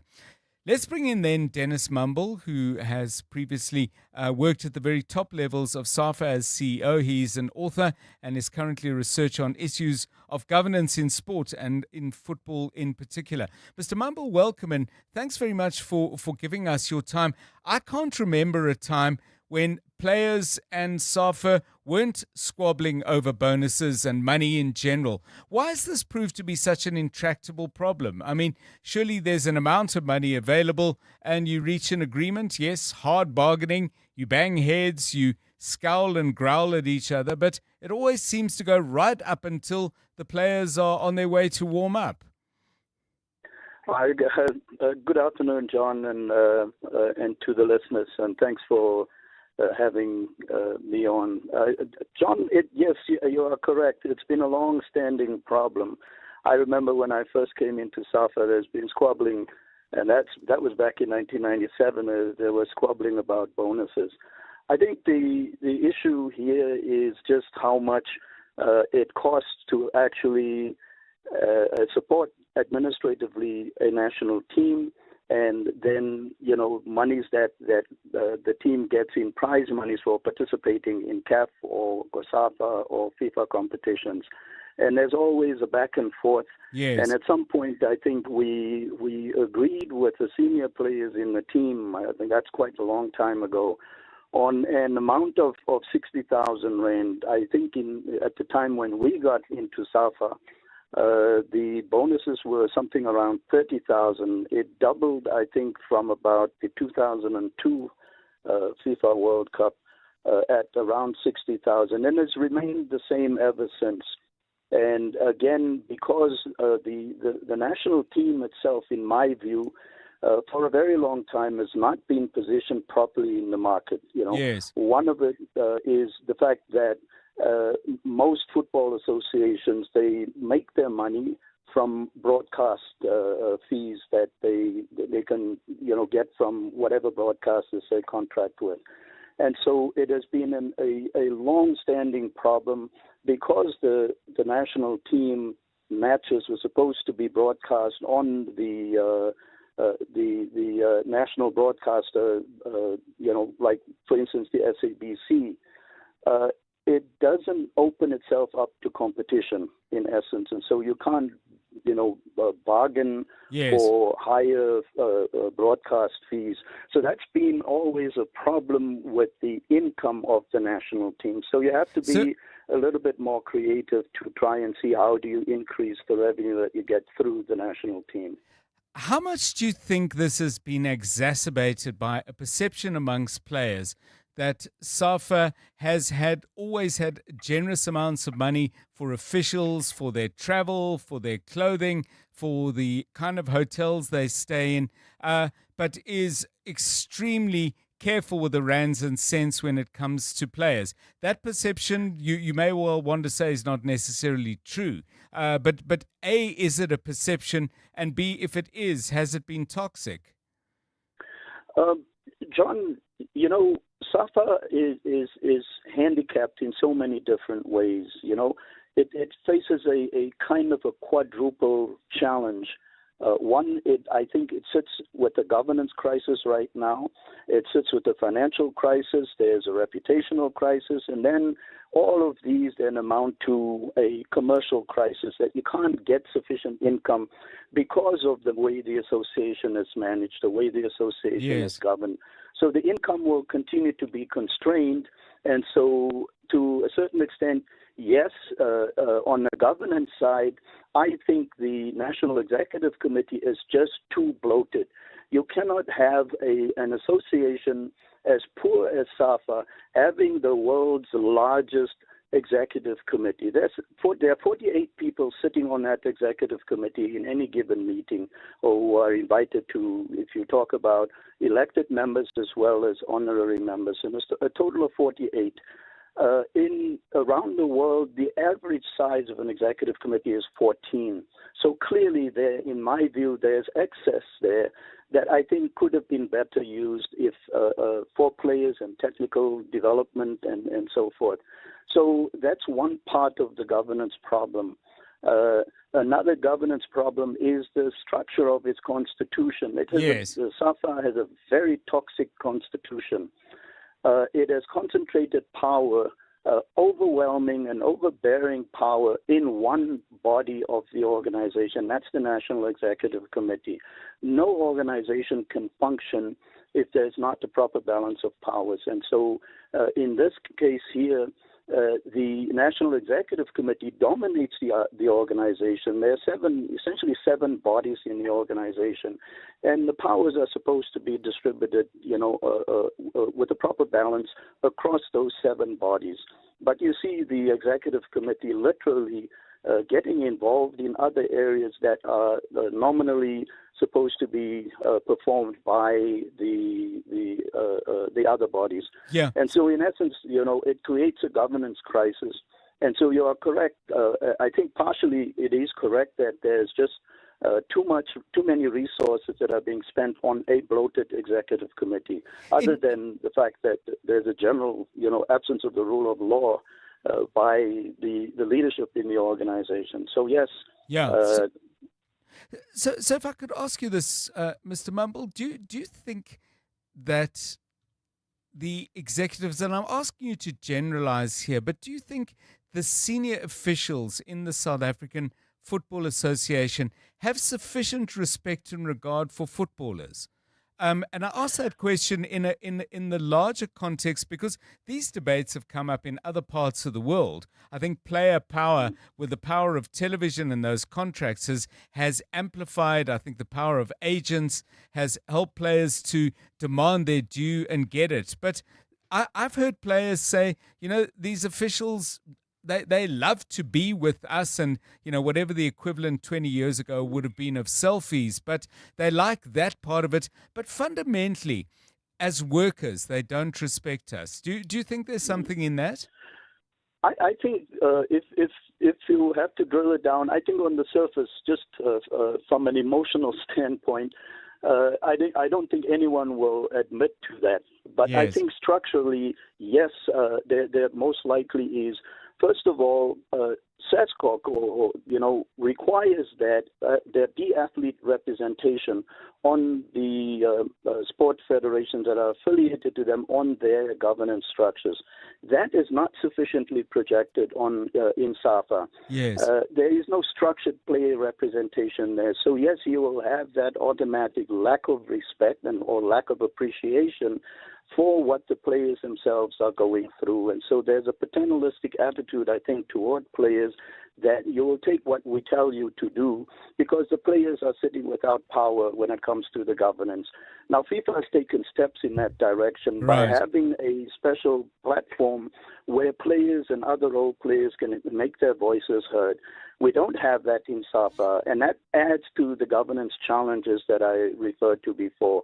I've gone through a whole list of those things and where the governance challenges are, but this is one of those challenges, is that there is no athlete dedicated athlete representative on the SAFA executive committee, for instance.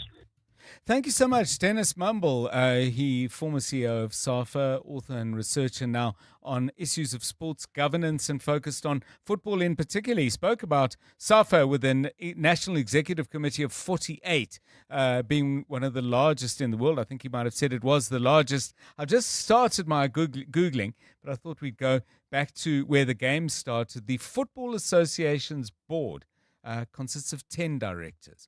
So it may well be that National Executive Committee and a board is not entirely comparing like to like. Let me do some more Googling, though, and I'll see what I can find. But so far, South Africa 48, England 10. I wish it was a rugby score. It's 27 minutes past 4. EWN Business.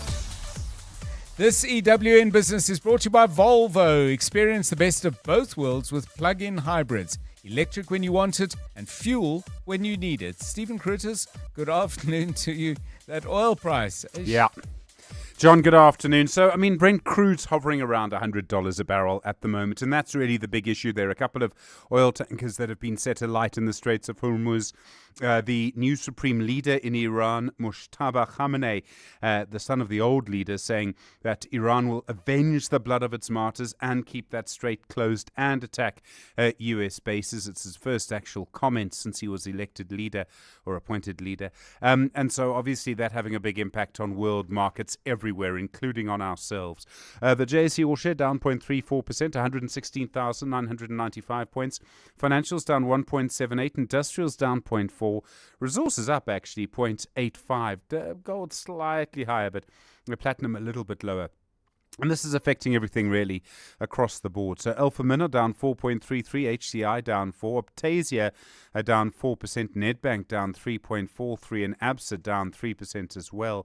Growth Point, their results out yesterday, they're down 2.68. That'll be because of inflation, I'm sure, and interest rates. And then, interestingly, Mr. Price is also down 2.8%. Sanlam down 2 2/3% today. They said that their new, John, this was quite a technical issue, but their new business revenues were up 18%. Their like-for-like earnings were up by 20%. Now, you look at those two metrics, you think, well, that's great. I'm going to buy some of that.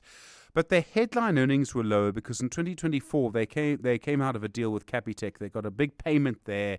Now, a year later, their headline earnings look lower. And we'll talk to the CEO a little bit about this on The Money Show. I think it is an important issue. Standard Bank also reporting record profits, able to increase their customers by 3% in the year to the end of December. Their earnings were up 11%. Quite a nice day for some of the energy stocks. Tungela up 6%, Sasol up 3.64%. And I think what's really happening is as people realize how long and how prolonged this could be, they're going to buy in there more and more quickly. Goldfields up 3.86. Sibanye no longer have a retirement age, by the way. They're up 2.95. And Mondi is up 2.59. Even Glencore are actually up 2.26% at the moment.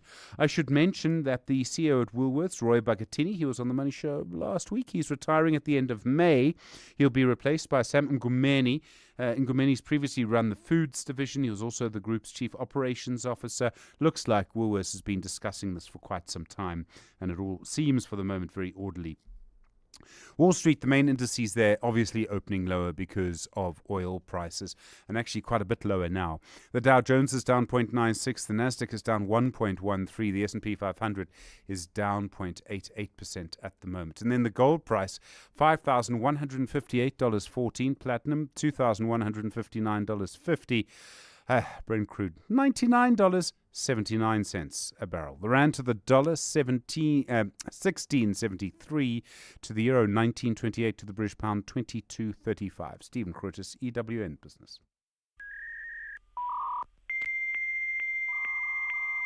Remember when you had to hurry up and wait, and cars could only run on fossil fuels? Well, hurry up and catch up. You don't need diesel power. You just need a second electric motor. With Volvo plug-in hybrids, you can drive electric in the city, switch to fuel for the long haul, or combine both when you want it all. So what are you waiting for? You're late for your test drive. It's safe to be brave with Volvo.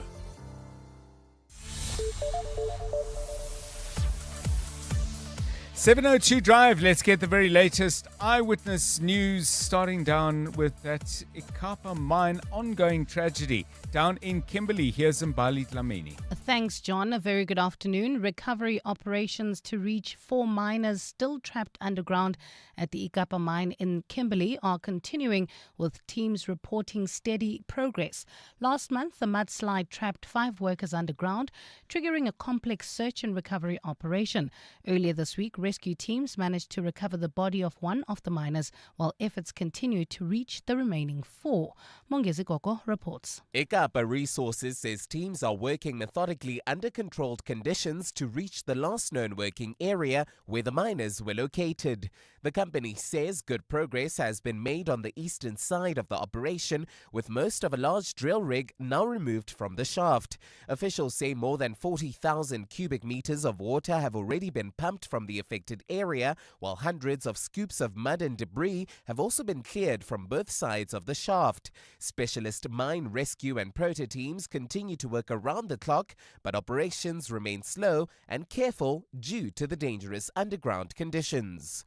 Mongezi Koko, Eyewitness News. The KwaZulu-Natal Cooperative Governance Department has raised concern over the impact of severe weather patterns on the province. 9 districts, including Umgungundlovu, Amajuba and Utugela, were severely affected by the inclement weather between December and March this year. Briefing media before a planned meeting with mayors in KZN today, Kokta MEC Thulasizwe Buthelezi said infrastructure was also damaged, leaving many people homeless. As a result of the severe weather, a total of 35 people lost their lives. The majority of fatalities resulted from drowning. caused by unusually strong water currents and rapidly rising river levels. Many of these incidents occurred in eThekwini, Umdoni, Umzumbe, Msinga, and other municipalities where residents were swept away while attempting to cross flooded areas. And Western Cape MEC for Finance, Deirdre Bartman, says the province is showing strong economic momentum with unemployment at 18.1%, well below the national rate of 31%. But Bartman warns that global volatility and national constraints still pose risks. The MEC tabled a 93.5 billion rand budget for 2026-2027 with 285.8 billion rand to be rolled out in the province over the next 3 years. Carlo Peterson reports. Major allocations include 36 billion rand for job creation initiatives, with funds pumped into promoting investments, exports, agriculture and tourism. Big boosts go to energy and water resilience, including more than 452 million rand for solar installations and 177 million rand for drought response. Infrastructure receives 31 billion rand over 3 years for roads, human settlements, education and health facilities. Close to 9 billion rand will be allocated to safety, while the biggest share of 208 billion rand goes to building an educated, healthy and caring society. This means the protection of the frontline services that shape a person's future long before they ever enter the labour market. Bartman says the budget protects the vulnerable while backing growth in the province. Carlo Peterson, Eyewitness News. A cloudy Friday in store for Gauteng tomorrow with scattered showers and thundershowers expected. Lows of between 13 and 15 degrees and highs of between 18 and 22. In Illovo Rosebank area, there's several roads are restricted to traffic.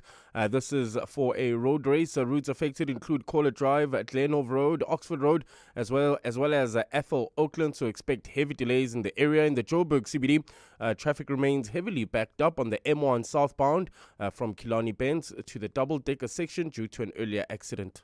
A top story in EWN, recovery operations to reach 4 miners still trapped underground at the Ikapa mine in Kimberley are continuing, with teams reporting steady progress. Bongani Bingwa, 702 Breakfast. Weekday mornings, 6 to 9. Deputy Minister Bernice Swartz, as part of electioneering, she's launched a bread donation campaign. So it's one loaf of bread per family. And the Citizen's headline is "One loaf, one vote." So I want us to have a little bit of fun with this. If you believe the ANC are out of touch, shall we help them with some slogans? We will try and fix this country one slice at a time. Better the bread you know than the butter you don't. The ANC's new logo should be a better loaf for all. The ANC, breaking bread and so much more since 1994. How about better late than never? Wow. Huh? Give us this day our daily bread. They're just loafing around, aren't they? Bongani Bingwa, 6 to 9. On 702. On the go and your stomach suddenly not keeping up, that burn, bloating or reflux could be symptoms of an ulcer. Stress can make it feel even worse. Ulcernic offers triple action relief by coating your stomach lining with a protective layer and works for up to 6 hours. No prescription needed. Choose between suspension, tablets, or effervescent tablets. Keep an eye on the shelf for Ulcernic's new packaging. A fresh new look outside, same trusted relief on the inside. Visit the Ulcernic Facebook page for more. Every day I'm hustling. It's our reality as business owners. And it's good to know that there's someone out there who takes care of the business that makes the business. Gotta love My Way Business Insurance. Saving big on premiums with 24/7 emergency services, plus My Business Assist with marketing, legal, and labor advice services. Visit myway.co.za or dial 0860 64 64 64 and get a quote today. My Way is a licensed non-life insurer and FSP. T's, C's, and standard rates apply. My Way. Live your way. Meet Tato Magate, CMO of Koitek, proving that South African tech can take on the world. Tato, why was Telkom Business the right call for your team? Bottom line was connectivity and ensuring that we have the right service provider. With Telkom Business Fiber, Koitek seamlessly connects local innovations with international manufacturing. Get Stream Connect Fiber from just 399 Rand per month. Call 10213 or click telcom.co.za. T's and C's apply. Telkom Business. Possible begins here. Sometimes all it takes to reshape the world and deliver better outcomes is a little unconventional thinking. Black Sheep Thinking, powered by Camissa Asset Management. So for decades, as I said, high jumpers, they would face the bar head on. They used what they called the scissors or straddle technique, where they would basically move their legs to be able to jump over the bar. And the results were okay-ish. And then this guy came along and he arched his body over the bar. He was mocked initially. The judges questioned it. It looked wrong. But guess what happened? At the 1968 Mexico City Olympics, he won gold. He set a world record. What's the lesson? When the rules forbid it, orthodoxy can. And just because something has always been done one way doesn't always mean that's the best way. Sometimes progress begins with the courage and conviction to see things differently. That's Black Sheep Thinking. Black Sheep Thinking, every Tuesday on 702 Breakfast with Bongani Bingwa, powered by Camissa Asset Management. Invest different. Camissa Asset Management is a licensed FSP on 702. 702. WhatsApp John on 072 702 1702. Hi, John, and the team. Interesting topic on getting lost. But to Karabo Jali saying a book for directions, it's called an atlas.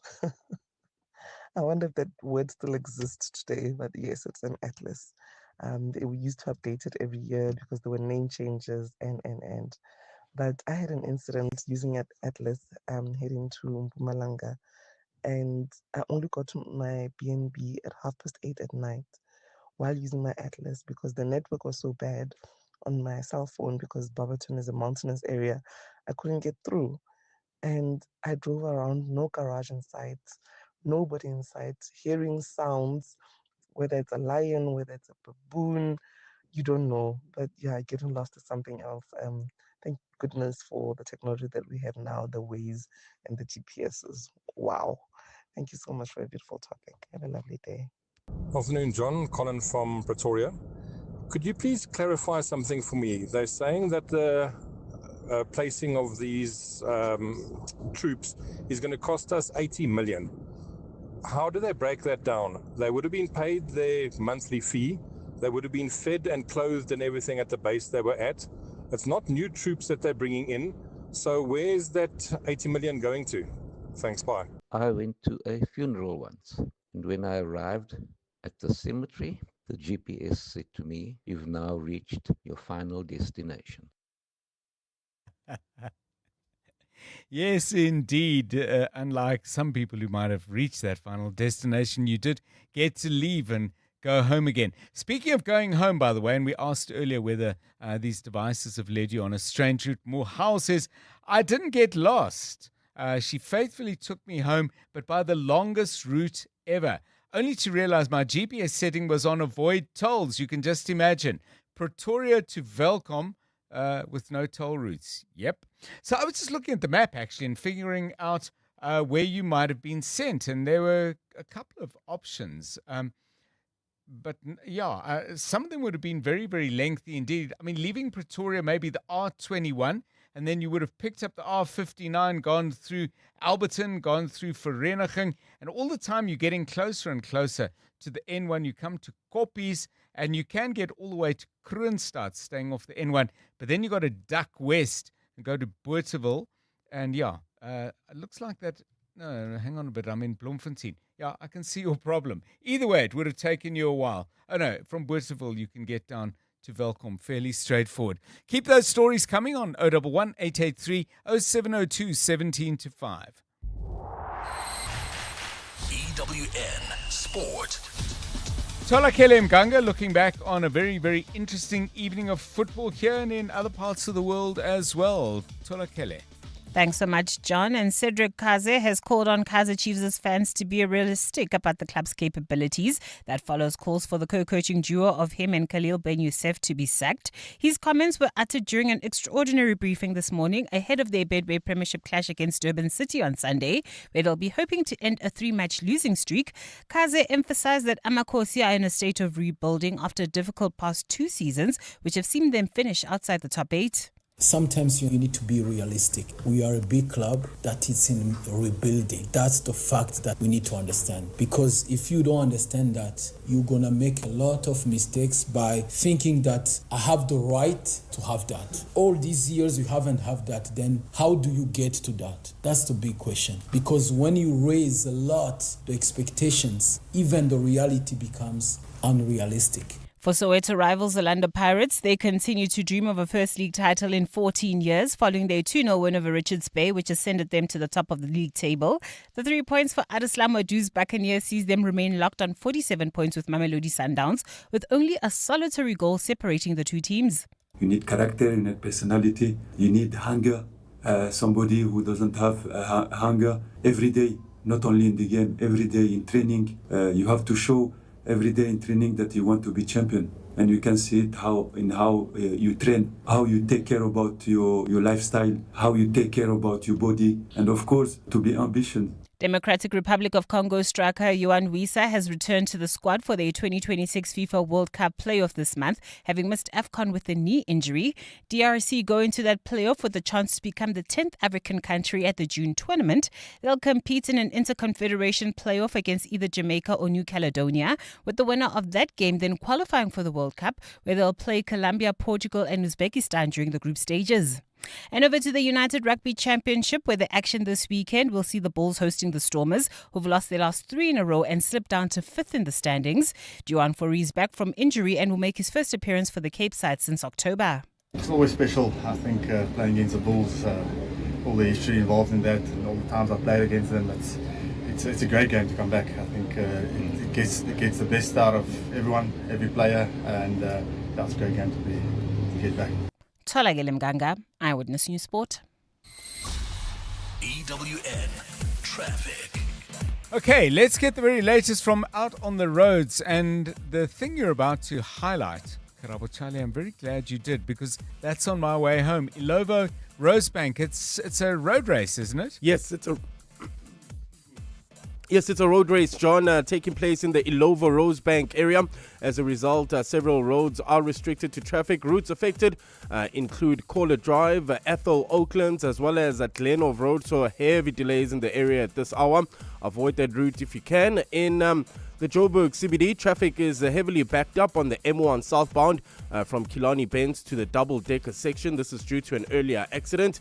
Midrand, bumper-to-bumper traffic heading towards Centurion. This is on the N1 northbound from Allendale all the way to Samrand, while in Four Ways, slow-moving traffic. This is leaving Bryanston on Winnie Mandela Drive between the N1 and Uranium. Boksburg roadworks causing about a 20-minute delay heading towards Brakpan on the N17 eastbound from Osborne to Carnival City.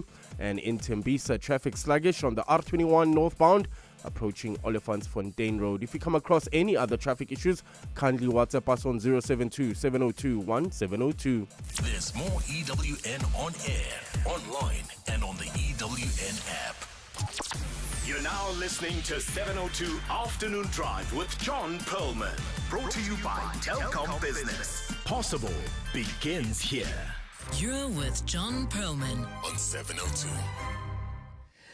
13 minutes now to 5 o'clock. Now, as you've probably picked up listening to the show over the last many weeks, I'm really glued to the proceedings of the Madlanga Commission. I just find it's been extremely difficult, extremely interesting, really compelling. I'm just looking up at the screen and I saw the word Commissioner expresses frustration with Shabiri's lack of candor. And so that's why I said it's been extremely difficult. One of the most interesting characters in all of this, unsurprisingly, has been the chairperson of the commission, Judge Mbuyiseli Madlanga. And what struck me about him is he has an incredibly high level of calm. And I think it's fair to say actual warmth in the way he engages with people. But the but is in capital letters, because when he zones in on something that he really wants to get out of a witness, he remains calm, he speaks very quietly, but there is, first of all, a laser focus, and there's a little level of anger that just sort of becomes more and more evident. Anger may not be the word, it could be frustration, but it's like a very slow boiling kettle. Now, that kettle really did come to the boil a little bit earlier this week. So I want to play you this excerpt, and then I've got a couple of questions for you flowing about that. This is an engagement, I think it was on Monday or Tuesday.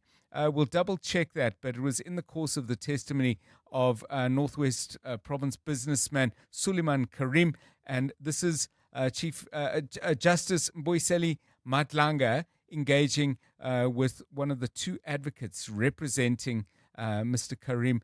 He's talking here to the counsel Rafiq Bana. Take a listen. Bana, I take strong exception to that. No. You know, and you are an experienced counsel, you know that people presiding, let me use the court, the example of courts, you know that judges will engage you during argument, engage you to an extent that you will think they are against you, but in the end you are surprised that the judgment is in your favor. Engaging counsel has nothing to do with matters being prejudged, and you know that. I take very strong exception to that attitude. I don't. In fact, I find it unprofessional for you to say that I have prejudged issues purely because I'm engaging you. I take strong exception to that. I don't think that you should take exception. And I do. Okay, I mean, there was plenty before and there was plenty after, but I think that gives you a taste of how Justice Madlanga goes about his business. So a two-part question, I guess.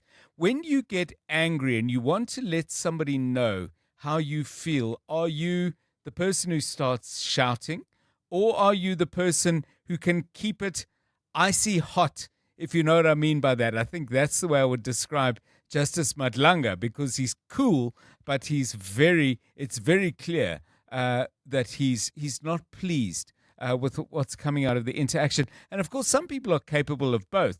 And then I guess the second part to the question, if we need one, would be, which of those makes you more anxious? The person who screams and shouts at you, or the person who goes all Madlanga commission on you?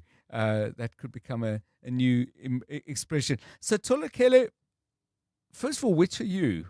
And you could be both. I like to believe I'm capable of both. And to be honest, I wish I shouted a bit less.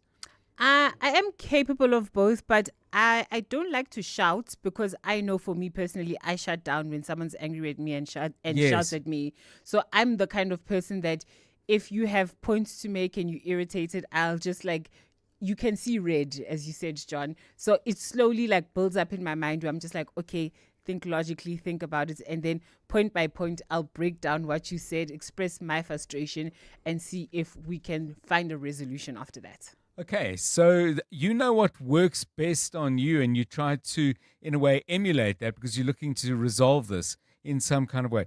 Karabo Charlie, I'm trying to picture you stamping your feet and shouting. I'm struggling. No, actually, I'm not that type of person. I usually, just like Tolagele, try to analyze things in my head first before I express them or share my frustration with you. And I've learned this trick when I became a parent, because my son is very sensitive. He doesn't like people shouting at him. So when he's in trouble and I need to reprimand him, I have to be calm and collected and ask those questions, interrogate him softly. That's when you get all the answers, and then you tell him, this is wrong, this shouldn't have happened, and everything is just calm. So I learned that when I became a parent, and that's how I treat everybody else, particularly kids. And if you are in the corner and in some difficulty, which makes you more worried? The fact that the person is losing it a little, or when they're icy cool, but you can feel the heat? Icy cool, feeling the heat is the scariest. I would rather have you shout at me and get it over and done with, and then I can apologize and we move on. Right. The problem is, of course, if they get it over and done with, and then they go icy cool. They've got it out of their system, and then they reset the dial and they give you what you like the least. Let's hear your stories, please. And it's a very interesting thing, I think, that Karabo was saying, that parenting very much getting him to focus on what style he wanted to adopt and then applying that. And, it doesn't have to be in a relationship with younger people. It may be something that you've thought about in your work life and taken some decisions in that regard. 072 702 1702 and 011 883 0702 7 minutes to 5. John Perlman On 702. 3 to 6 p.m. Well, yesterday evening, after I'd finished the show, I actually spent a good couple of hours in a meeting of trustees and other shareholders in a particular property. So this topic is of particular interest to me because both my wife and I, particularly who have done time being trustees on various kinds of structures. There is, however, a concept that I must admit I'm not familiar with. There is legislation that allows you to appoint what is called an executive managing agent. Now, what does the law say and why might this be a good thing to consider? It's our weekly feature. We call it Your House, Your Home. And once again, we welcome 2702 Drive Marina Constas, who's a specialist sectional title lawyer at BBM Law. Marina, welcome and thanks very much for giving us your time. An executive managing agent is obviously different to the regular managing agent who does all the things they do. Tell us what they can do and why you think it's something more people need to think about. Thank you. Thanks for having me, John. Yes, an executive managing agent is a concept which is currently underutilized in South Africa. That is under Management Rule 28 in the Sectional Title Schemes Management Act, which says that you can appoint an executive managing agent who literally will take over the functions and obligations of the trustees, but they also carry the same liability as the trustees. This liability issue is something that the Community Scheme Ombud Service is looking at because a lot of managing agents haven't jumped to become executive managing agents because of that clause. But I think once that is removed, you'll see more and more managing agents stepping up to the plate. So it's not as though trustees get completely removed from the picture. Yes. An executive managing agent can run alongside two trustees, for example, 2 or 3 trustees, Okay. but they're taking the major amount of stress, organizational ability, the running of AGMs. They will take that all off the plate of trustees. Because, John, the model to me at this stage and to many others is really not working. We're having conferences and seminars with a crowd called We Connect You at the moment. I'm speaking in Franschhoek tomorrow about this point. These complexes are not actually only residential collectives anymore. These schemes are like microeconomies. Right. And at the end of the day, trustees battle with all this financial and legal liability and responsibility. I mean, they've got day jobs, they're time poor, Yes. and now they've got to run a complex. For me, it just doesn't work. And the trustees often create the biggest obstacles to the progress of the complex. And those processes can often become matters and battlegrounds that make enemies of neighbors, which is toxic as well. But I want to ask you this. I mean, for example, if we go with the model that you're describing, which sounds like something of a hybrid, managing agent, very clear set of tasks, doing the bulk of the work with a couple of trustees, acting almost as trustees over the work of that. But for example, on a bank account, would you always have a trustee as a second signature, for example? Because I'm thinking, as you build in safeguards, you also invariably build in inefficiencies. What's the sweet spot? Yeah, definitely. You would always need a trustee or 2 trustees to be involved in financial authorization, but trustees would take a more also oversight view and take a view where the strategy of the complex is more important. So you're moving from this ego-based governance of trustees to a more performance management type of model with these professional people, and it's professionalizing the industry. Our industry has to be professionalized. Managing agents need to become more professional, and those Yes. executive managing agents can charge a bit more, but then they're held to higher standards too. Thanks so much, Marina Constas, specialist sectional title lawyer at BBM Law. As I said, having been involved either directly or indirectly in the work of trustees in a couple of buildings, this is very interesting to me, and I'm wondering if perhaps in the place where you live, if your living arrangements are collective in that way, whether you've gone the executive managing agent route, and if so, share a story. Tell us how it worked. 2 minutes to 5. The Midday Report. Weekdays, 12 to 1. Deputy Minister of Defence, General Bantu Holomisa, the legal basis of the deployment of the SANDF, was it formally authorized? The Speaker of Parliament was informed by the President in writing, so I'll leave it there. It's her office which can answer that question. Next. Hi, Mandy. How did you remain that calm after being told next? I love Bantu Holomisa when he's like that. It's my best. The Midday Report. With Mandy Wiener. 12 to 1 on 702. 702. Celebrate the power of African storytelling. Join Freedom Park in association with the South African State Theatre for the 13th Ungasali Storytelling Festival. It takes place on the 14th of March at the South African State Theatre in Pretoria. Experience powerful performances through poetry, theatre, music and traditional storytelling as we celebrate the voices and stories that shape our heritage. Tickets are available at Web Tickets for 150 Rand. The Ungasali Storytelling Festival, where African stories come alive. Don't miss it. At Chamberlain's, there's something for everyone. From building supplies for the home renovators to garden essentials for the homemakers. From power tools for the DIY doers to painting supplies for the patio Picassos. We even have coffee for the slightly sleepy and snacks for the young ones. And for the ones who can never quite find what they're looking for, we have you covered too. With our promise to find and source whatever you need. Chamberlain's, famous for hardware since 1903. When you buy a quality pre-owned car from Motor Select, you know it's in good condition with full service history and has some cool features. Buy yours from now until this Saturday and you'll also get something extra, like up to 70,000 Rand cash back.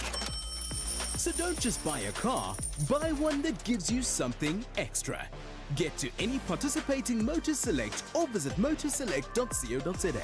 T's and C's apply.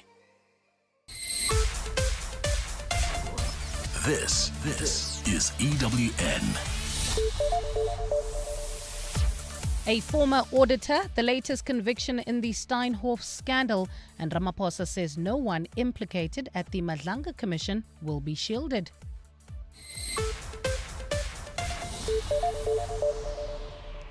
Good afternoon, I'm Bali Dlamini. Former Steinhoff audit executive Hein Odendaal has been sentenced to a fine of 2 million rand or 4 years in prison by the Pretoria Specialised Commercial Crimes Court this afternoon. It comes after he pleaded guilty to links to the multi-million rand Steinhoff accounting scandal. His conviction stems from failing to report fraud involving fictitious income that resulted in false and misleading audited financial statements. Odendaal is the fifth person to be convicted in relation to the Steinhoff heist after he surrendered to the Hawks in February last year. The 68-year-old from Gauteng has also been handed an additional 2-year prison sentence, which is wholly suspended for 5 years. President Cyril Ramaphosa has assured Parliament that no one implicated at the Madlanga Commission will be shielded from accountability or legal action. Ramaphosa says it doesn't matter whether it's a big name or someone who is politically connected. All those found in the wrong side of the law will face the music. Ramaphosa gave the assurance while responding to questions from MPs in the National Assembly today. Babalondenze is there. President Cyril Ramaphosa has faced more questions about the Madlanga Commission and the process in holding those implicated accountable. MK Party Interim Parliamentary Leader Des van Rooyen asked Ramaphosa whether those implicated, like Hangwani Maumela, who has been linked to the president, will be protected. Therefore, can you assure this House that none of the decisions to withhold the report or delay its publication are intended to protect politically connected individuals? Ramaphosa says no one will receive special treatment once the report has been issued and recommendations will be implemented. So no one, no big name or small name or whoever, however they are connected, will be shielded. We can assure you of that. Ramaphosa says the task team that he set up, led by Acting Police Minister Firoz Kachalia, has already started acting against those identified by the Commission on matters that require disciplinary action. Baba Londenza, Eyewitness News, Parliament. NPA head advocate Andy Mutibi says lifestyle audits will be conducted on senior staff to tackle corruption within the entity. It comes years after delays since the president gave instruction for the audits to be conducted. Last month, Justice Minister Mamoloko Kubai revealed that some prosecutors have been pushing back against the process. Dimakatsole Shoro has more. Advocate Andy Mutibi, who has just 2 years to achieve what his predecessor could not, says audits will be rolled out in phases, starting immediately with the executive team and management.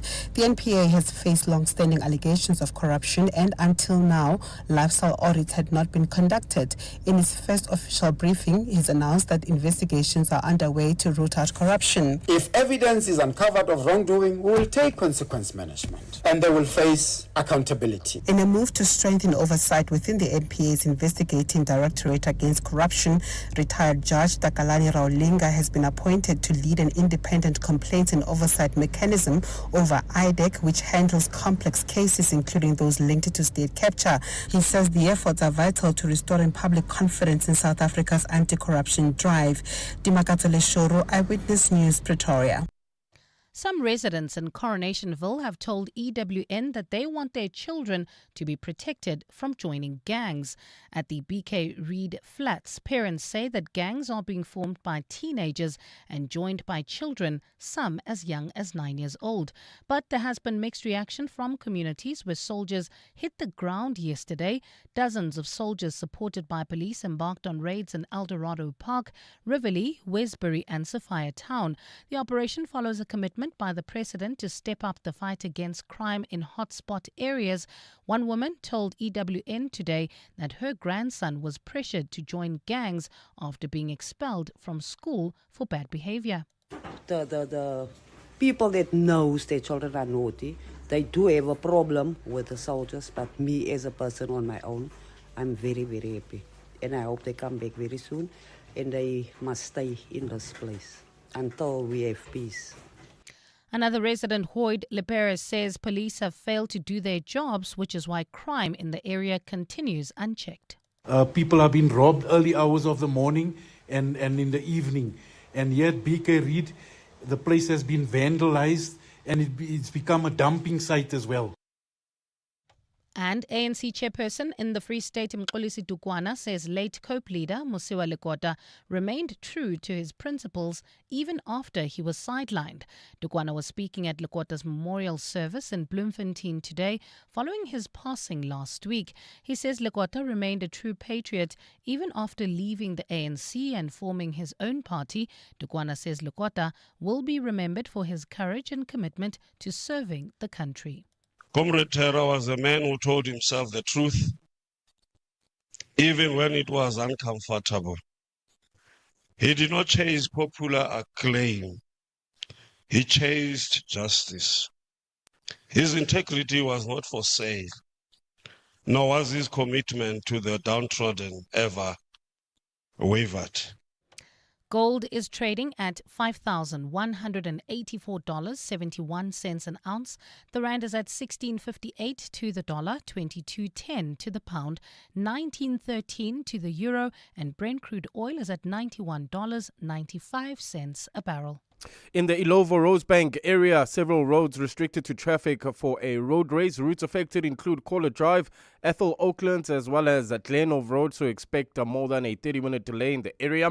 In the Joburg CBD, traffic pressure on the M1 southbound from Killarney Bends to the double-decker section due to an earlier accident. And in Midrand, bumper-to-bumper traffic on the N1 northbound from Ellendale to Samrand. In your sport, Cedric Kaze calls for calm as he targets a top 3 finish for Kaizer Chiefs. Ferrari to run Macarena Wing in China first practice. And Colin Marakawa makes shock players withdrawal after just one hole. A cloudy Friday in store for Gauteng tomorrow with scattered showers and thundershowers expected. Johannesburg drops to overnight lows of 13 degrees, peaking at 18. Pretoria 15 and 22, and Vereeniging 15 and 21 degrees.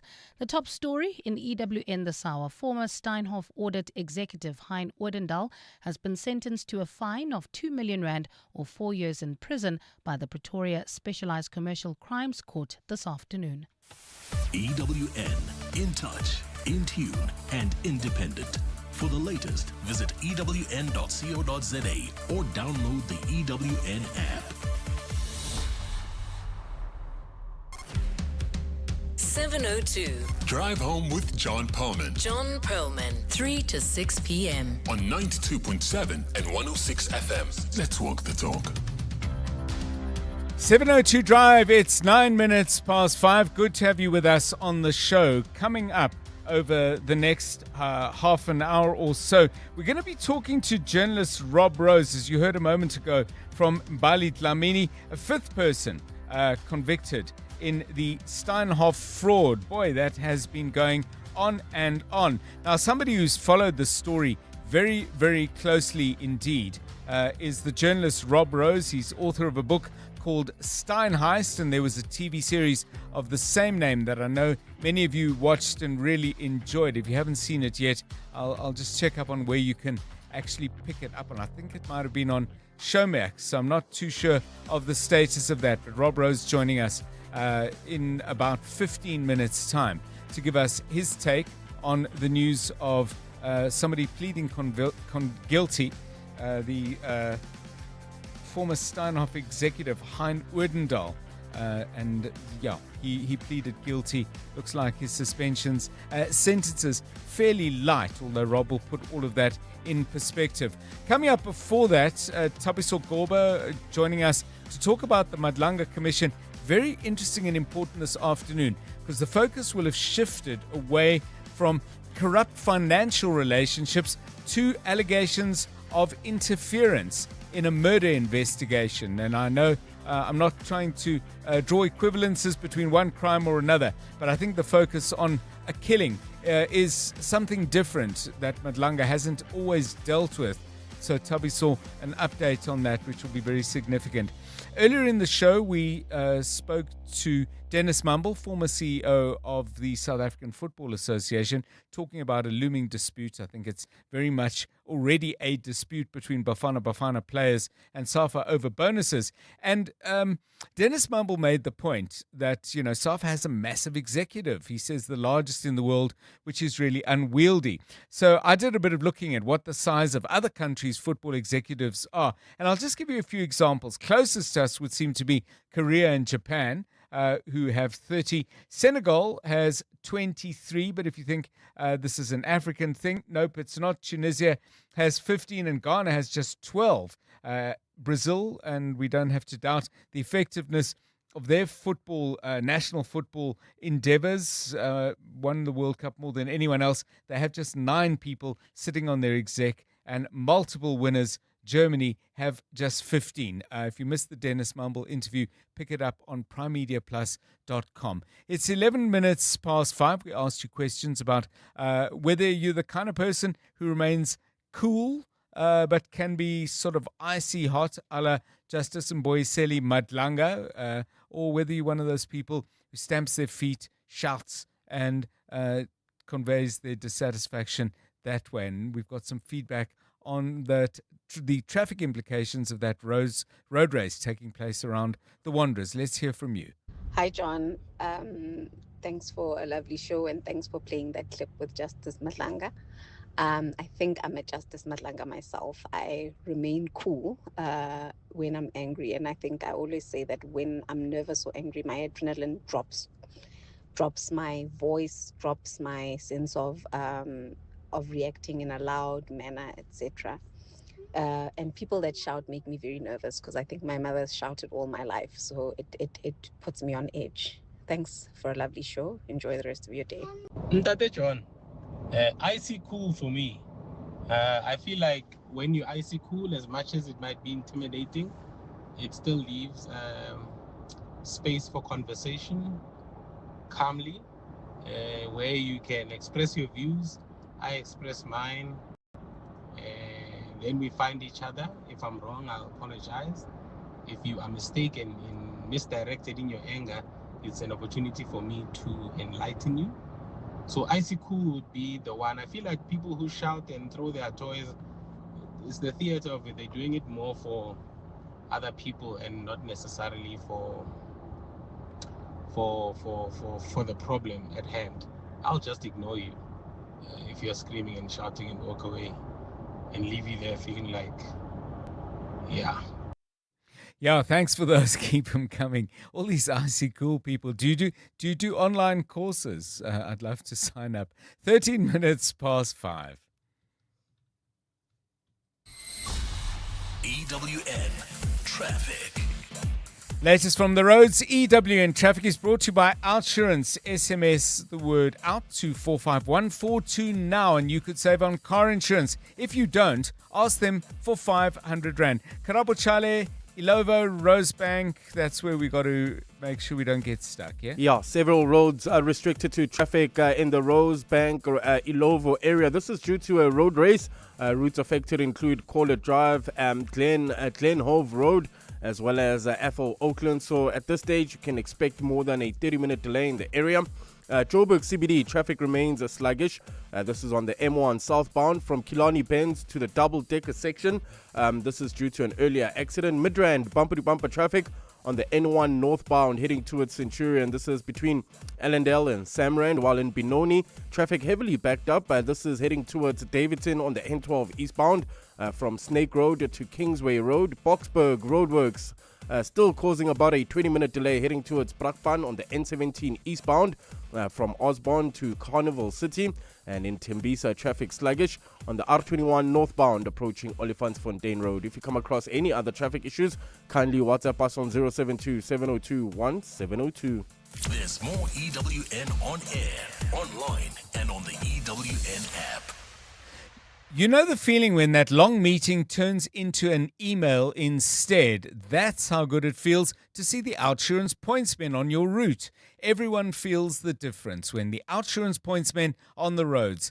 They've been easing the traffic congestion so everyone gets where they need to be quickly and safely for the past 20 years. With Outsurance, you always get something out. In proud partnership with 702, show them some love online using #PointsmenLove. Licensed insurer and FSP. 702. WhatsApp John on 072 702 1702. Hi, John Perlman and listeners. Wow, I'm in the Rosebank area due to this road race, which every year we complain about. Can this company not be decent and not have a road race at peak hour traffic?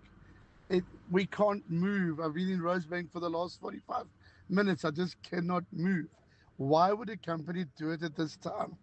It is inconsiderate. Cheerio, Byron from Joburg. Really irritated and annoyed. And I'm not going to mention the company because I respect the company that's actually having the road race. But have a good day. Yeah, and speaking of people able to not keep their cool, I love the way, and by the way, Byron, commiserations, it's awful being stuck like that. But when you said really irritated in the friendliest possible way, all I can say, respect. 702 Drive, it's 17 minutes past 5. Driving the conversation on 702 Afternoon Drive with John Perlman. Powered by Telkom Business. Possible begins here. In the last 24 hours, this is what's happened in your world. 2 people have been killed in a shootout with police at a petrol station in Durban this morning. The 3 suspected criminals were being chased by officers and private security after allegedly committing a crime in Pinetown. One suspect fell to his death when he jumped over a wall, while the other was struck by a bullet. So all necessary services are in attendance, and the EMRS paramedics have declared 2 people deceased. I'd avoid this area at all costs, as the scene will be active for quite some time. EWN, in touch, in tune, and independent. Think fast. Fast downloads, fast streaming, fast wins. Because whether you're chasing high scores, deadlines, or the next episode, buffering is not part of the plan. That's why your home needs the power of OpenServe Fiber. Fast, reliable Wi-Fi that keeps up with your life. And when you sign up before the end of March, you'll score a free Netflix voucher. Level up your home connection with OpenServe Fiber and feel the difference speed makes. Visit openserve.co.za today. T's and C's apply. Remember when you had to hurry up and wait, and cars could only run on fossil fuels? Well, hurry up and catch up. You don't need diesel power, you just need a second electric motor. With Volvo plug-in hybrids, you can drive electric in the city, switch to fuel for the long haul, or combine both when you want it all. So what are you waiting for? You're late for your test drive. It's safe to be brave with Volvo. Water is a precious and limited resource that we all depend on. Johannesburg Water continues to strengthen the city's water network through improved turnaround times for leak repairs, pressure management, and infrastructure upgrades to improve system reliability. But water conservation is a shared responsibility.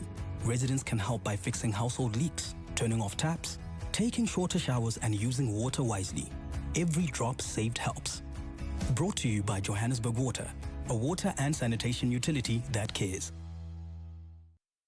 From bold ideas to businesses built from the ground up, South Africa's powered by what we make right here at home.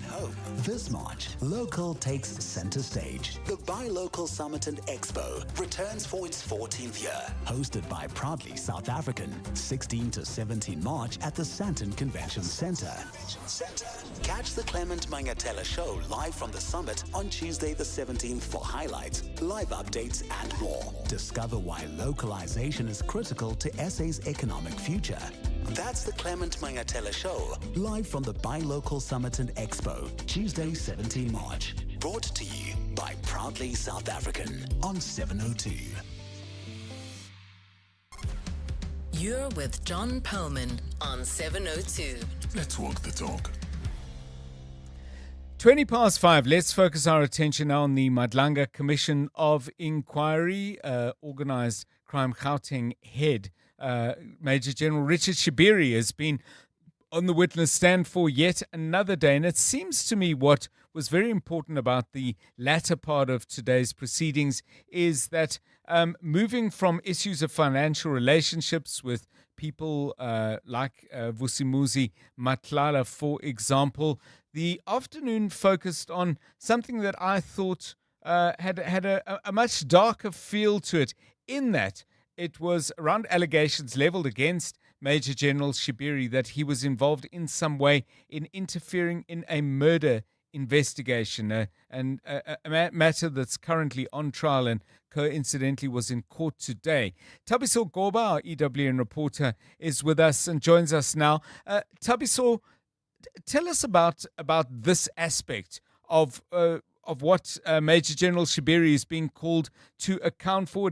It concerns the murder accused Katiso Katie Mulife and the murder of Vereniging engineer Armand Swart. But fill in the details for us and tell us why this is so significant at this point. Good afternoon, John. As you said, so the significance of this matter is that two previous officers, we've known them as Witness A and Witness B. So these officers, they work under organized crime. So obviously, Mr. Richard Shibiri would have been their boss, and they obviously were his subordinates. So they were tasked with investigating the murder of Armand Swart. And what they've told the commission is that they were offered bribes by Mr. Richard Shibiri in terms of to look away from this case. And that was because they were getting closer to Katiso Katie Mulefe. Now, I do have to say, John, that something very awkward has just happened now at the Madlanga Commission, where Mr. Richard Shibiri has just admitted to lying before the commission. And the reason that he's admitted to lying before the commission is that there was testimony, there was a recording that was supplied by Witness A. And in this recording, this is a new recording that Apparently, witness A said he didn't want to submit it to the commission, but because Richard Shibiri is contradicting him, he's now released it. And in this recording, John, Richard Shibiri is asking witness A, saying that he doesn't want to go to a party by Shadrack Sibia, the Deputy National Commissioner, because Shadrack Sibia is going to ask him about the progress on the case regarding Katiso Keti Molefe, and saying that Shadrack Sibia is getting pressure from the other side to get more information on this case. Now, when the evidence leaders asked Mr. Shibiri, who is this other side that you were referring to? Now, Mr. Shibiri gave two answers. He first said that the other side is a faction within the police service. And then he went back on his answer and said that, oh, no, the other side is the family. And then he went back again and said, no, these are people that I actually can't name because I fear for my life. And then that's when the commissioners pressed Mr. Shibiri, saying that he's given contradictory answers. Is it a side on the police, or is it the family, or is it Katiso Molefe? And that's when Mr. Shibiri actually went into his shell and said he actually can't say, if you think that I'm lying to you, then it's fine. And this is something that Mr. Shibiri, and I said it's an awkward moment, John, because Yes. Mr. Shibiri has spoken about that he does fear for his life and that there are very dangerous people here. And then so for him to actually admit that if the commission wants to find me guilty of perjury, then that's fine, because the people or the other side that he mentioned in this call with witness A, he said he can't name these people because for one reason or another. And the reason, and he can't name them to a sense that he's now willing to commit perjury at the Madlanga Commission. It's an extraordinary development in what has been an extraordinary few days. Thank you. Tabiso Gorba, EWN reporter, and I'm certain there'll be extensive exploration of the implications of what's just happened in Pretoria over the next few hours right here on 702. 25 minutes past 5. Drive home with John Perlman on 702. Let's walk the talk. Well, staying with crime and punishment or not, news coming out of one of the courts, the Specialized Commercial Crimes Court in Pretoria today, is that another former Steinhoff executive has been found guilty of fraud. He will, however, avoid jail time if he pays a 2 million rand fine. The person in question is Hein Oudendal, and to get a sense of who he is and the appropriateness of the sentence, because many questions have been asked over the years, firstly about the inactivity around the Steinhoff matter, and separate questions, I guess, asked as well about the extent to which people are being punished adequately for a crime that I think it's fair to say, wrecked many people's lives. There's no other way of putting it. Rob Rose is somebody who's been on the story from the get-go. He's author of a book on the subject called Steinheist, and played a leading role in the production of a TV series of the same name. Rob Rose, welcome, and thanks very much for your time. Currently editor of Currency News. What do we make of Hein Oudendal? 2 million rand, otherwise 4 years in jail. There's another 2 years, which will be wholly suspended for 5 years. Thoughts on the sentence, and secondly, a sense, if you will, of the role he played? Sure, John. Good to chat to you. He was essentially an accountant in this division of Steinhoff called Steinhoff at Work, and there's three of them who've now been sentenced in this particular episode, which was taking a handwritten invoice that Marcus Joost handed to his financial director, Ben Lachranji, and said to him, "Can you just process this and put this through Steinhoff's accounts?" And he wrote the number 23 million euros, which was about 376 million rand, and said, "Just put this through the accounts." So then Ben Lachranji handed this document to Ivan Shelbert, who was actually convicted in January this year for 5 years. And between Shelbert and Oudendal, they processed this, and magically 376 million rand appeared in Steinhoff's accounts, ultimately making the retailer look a lot better than it was to investors, and leading people to be deceived into investing. So that's essentially what he did. It does seem bizarre to me that there are three people, being Ben Lachranji, who's in jail now. He was given 5 years. and 5 years suspended. Charlotte with 5 years, and Odendaal with essentially a 2-year suspended sentence. That they are so uneven. But I suppose that's probably a feature of the fact that they all had different lawyers who were some more successful and some less successful in organising them a plea agreement. That's essentially what's happened in this case. So, I mean, Rob, obviously this has been about more than a legal matter. It's been more than a financial matter, but it seems to me to have been almost a conversation touchstone where people have talked extensively with Steinhoff as a reference point about what appears to many people to be a very inequitable criminal justice system, that somebody who's perhaps a repeat offender, stealing from supermarkets and so on, can find themselves in much deeper trouble than people who actually connived in a series of financial arrangements that led to people, including pensioners and other investors, to lose vast amounts of money with immense consequences for their lives. John, that's completely true, but I also think in this particular case, what colours this is that all three of them have gone to jail in this particular case.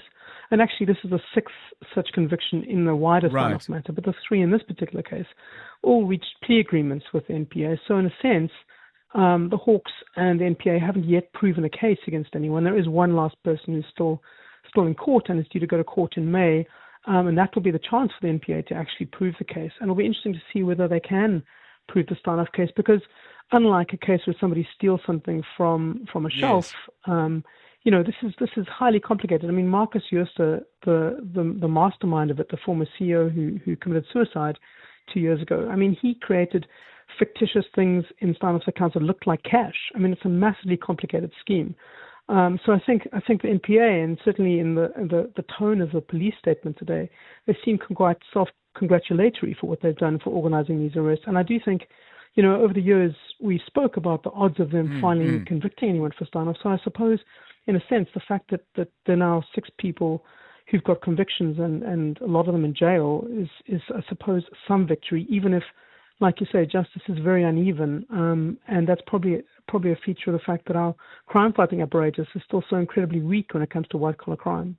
Thank you so much. Rob Rose, editor of Currency News, author of the book, just to give it its full and proper title, Steinheist, Marcus Jooste Steinhoff and South Africa's biggest corporate fraud. Indeed, it was. 702 Drive, it's business time. EWN Business. Stephen Curtis, a very good afternoon to you. Good afternoon, business time. Probably wish it wasn't. Brent crude is above $100 a barrel, I'm afraid, John. And I think there's a realization, even if this conflict ended now, it would still be a very long time before things could go back to anything like normal. The JSE All Share down 0.38% on the day. Financials down 1.83%. Industrials down 0.14%. Resources down 0.88%. Sasol and Thungela, some of the big gainers on the day. And I think that's really what's driving their shares in particular, this realization that things are not going to get back to normal anytime soon. So Sasol up nearly 6%, Thungela up over 4%, Goldfields up 3.49% as well, and I think that British American Tobacco might be playing a slightly defensive role, 3.4%. Sibanye Stillwater up 3.39% on the day. Also, of course, in the gold business, by the way, they said that for non-executive directors, they're scrapping their retirement policy. John, I don't know if you have a view on this, but they're scrapping the idea that there should be a particular retirement age. There'll be an annual assessment instead on whether a director is still fit to actually play that role. I'm all for it. Scrapping it, you mean? No. A retirement age? No. Oh. Assess people, make decisions, have general guidelines, but within, because I've raised it in regard to Andy Motibi, for example, if he really gets the NPA crackling and then he's got to retire, that seems nuts to me. I've got to agree, actually, when you put it like that. And we've seen retirement ages being used to get rid of people too, if you remember, at the beginning of the SARS drama. Optasia down 5.39%, Elfamin down 4.46%. Growth Point, despite good results yesterday, down 3.4%. I think that might be really around inflation and interest rate expectations. And then Nedbank and Sanlam both down 3.3%. Sanlam reporting new business revenues up 18%. But because for technical reasons, their headline earnings were down 18%. 15%, and I think the market not liking that, but also a bit of a financial sell-off. Standard Bank reporting record profits, increasing their customers by 3%. They've got 20 million customers. You increase that by 3%, that's good going. Their earnings are up by 11%, so record profits for them, really. In the US, really, markets just down because of oil prices. So the Dow Jones is down 1.4, the Nasdaq is down 1.66, the S&P 500 down 1.2% on the day, just so far. The gold price, $5,131.40 an ounce. Platinum, $2,154.05 an ounce.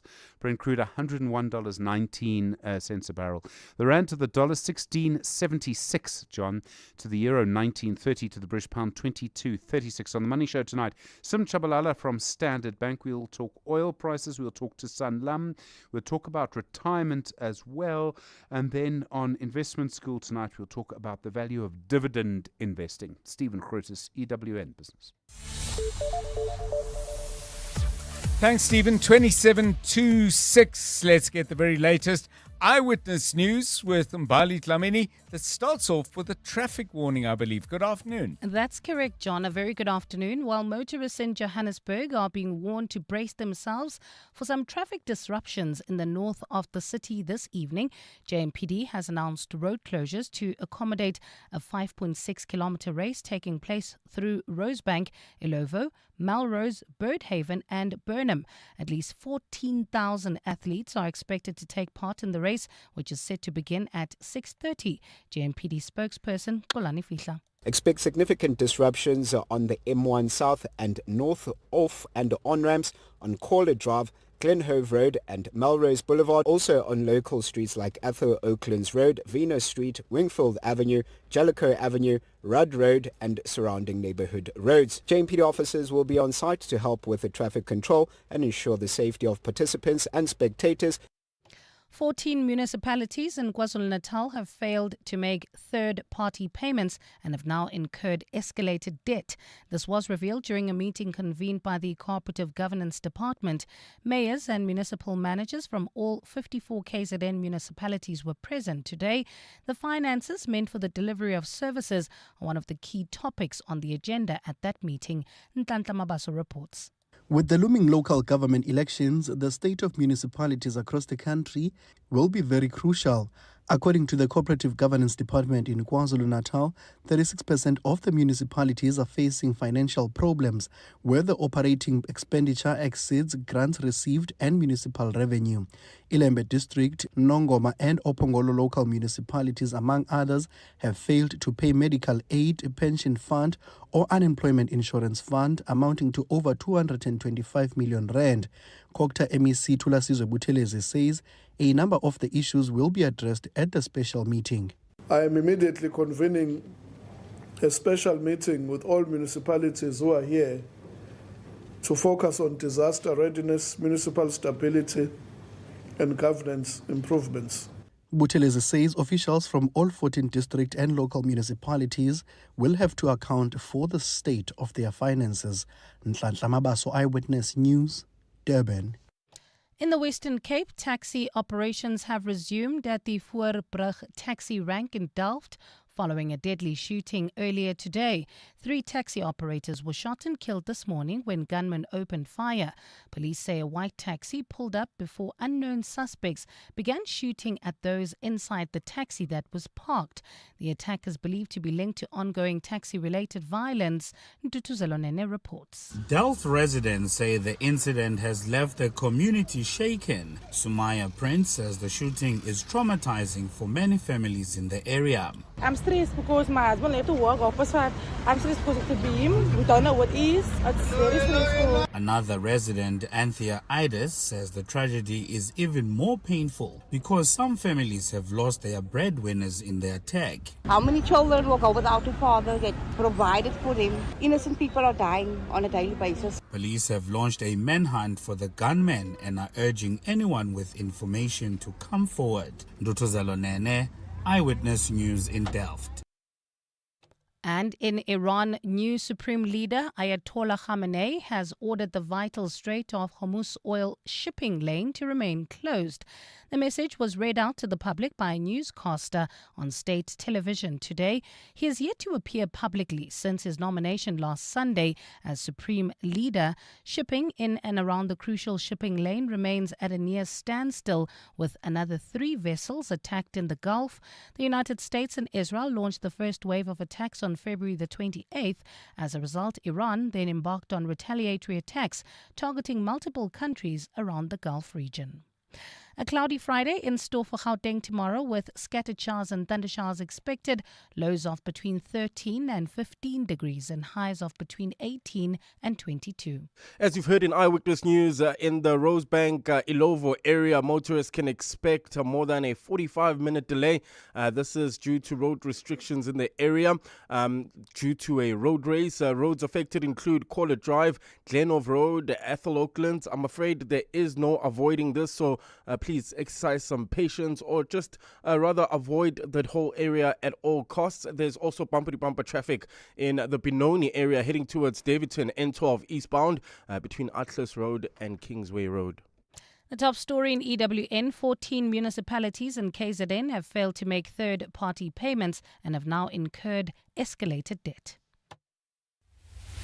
Clement Maniatella. Weekday mornings, 9 to 12. 9 to 12. Was it tough to decide to leave? It was the most friendly ending, I think, in the history of broadcasting, because inevitably it ends in tears one way or another, whether it's 702 or anyone else. I just knew. So for 2.5 years, I told 702, I said, look, I want to end it. I want to end it. It's coming to an end. And I said, I'm in no hurry, but I'm just telling you it's coming to an end. So what they did was, we don't want you to go, but we'll tell you when. This is how many years before you left? It was 2.5 years before I left. Okay. Of course I was sad to go, but I just knew, like the end of my rugby career, the time is right. Legendary broadcaster John Robbie. Clements Maniatella. 9 to 12 on 702.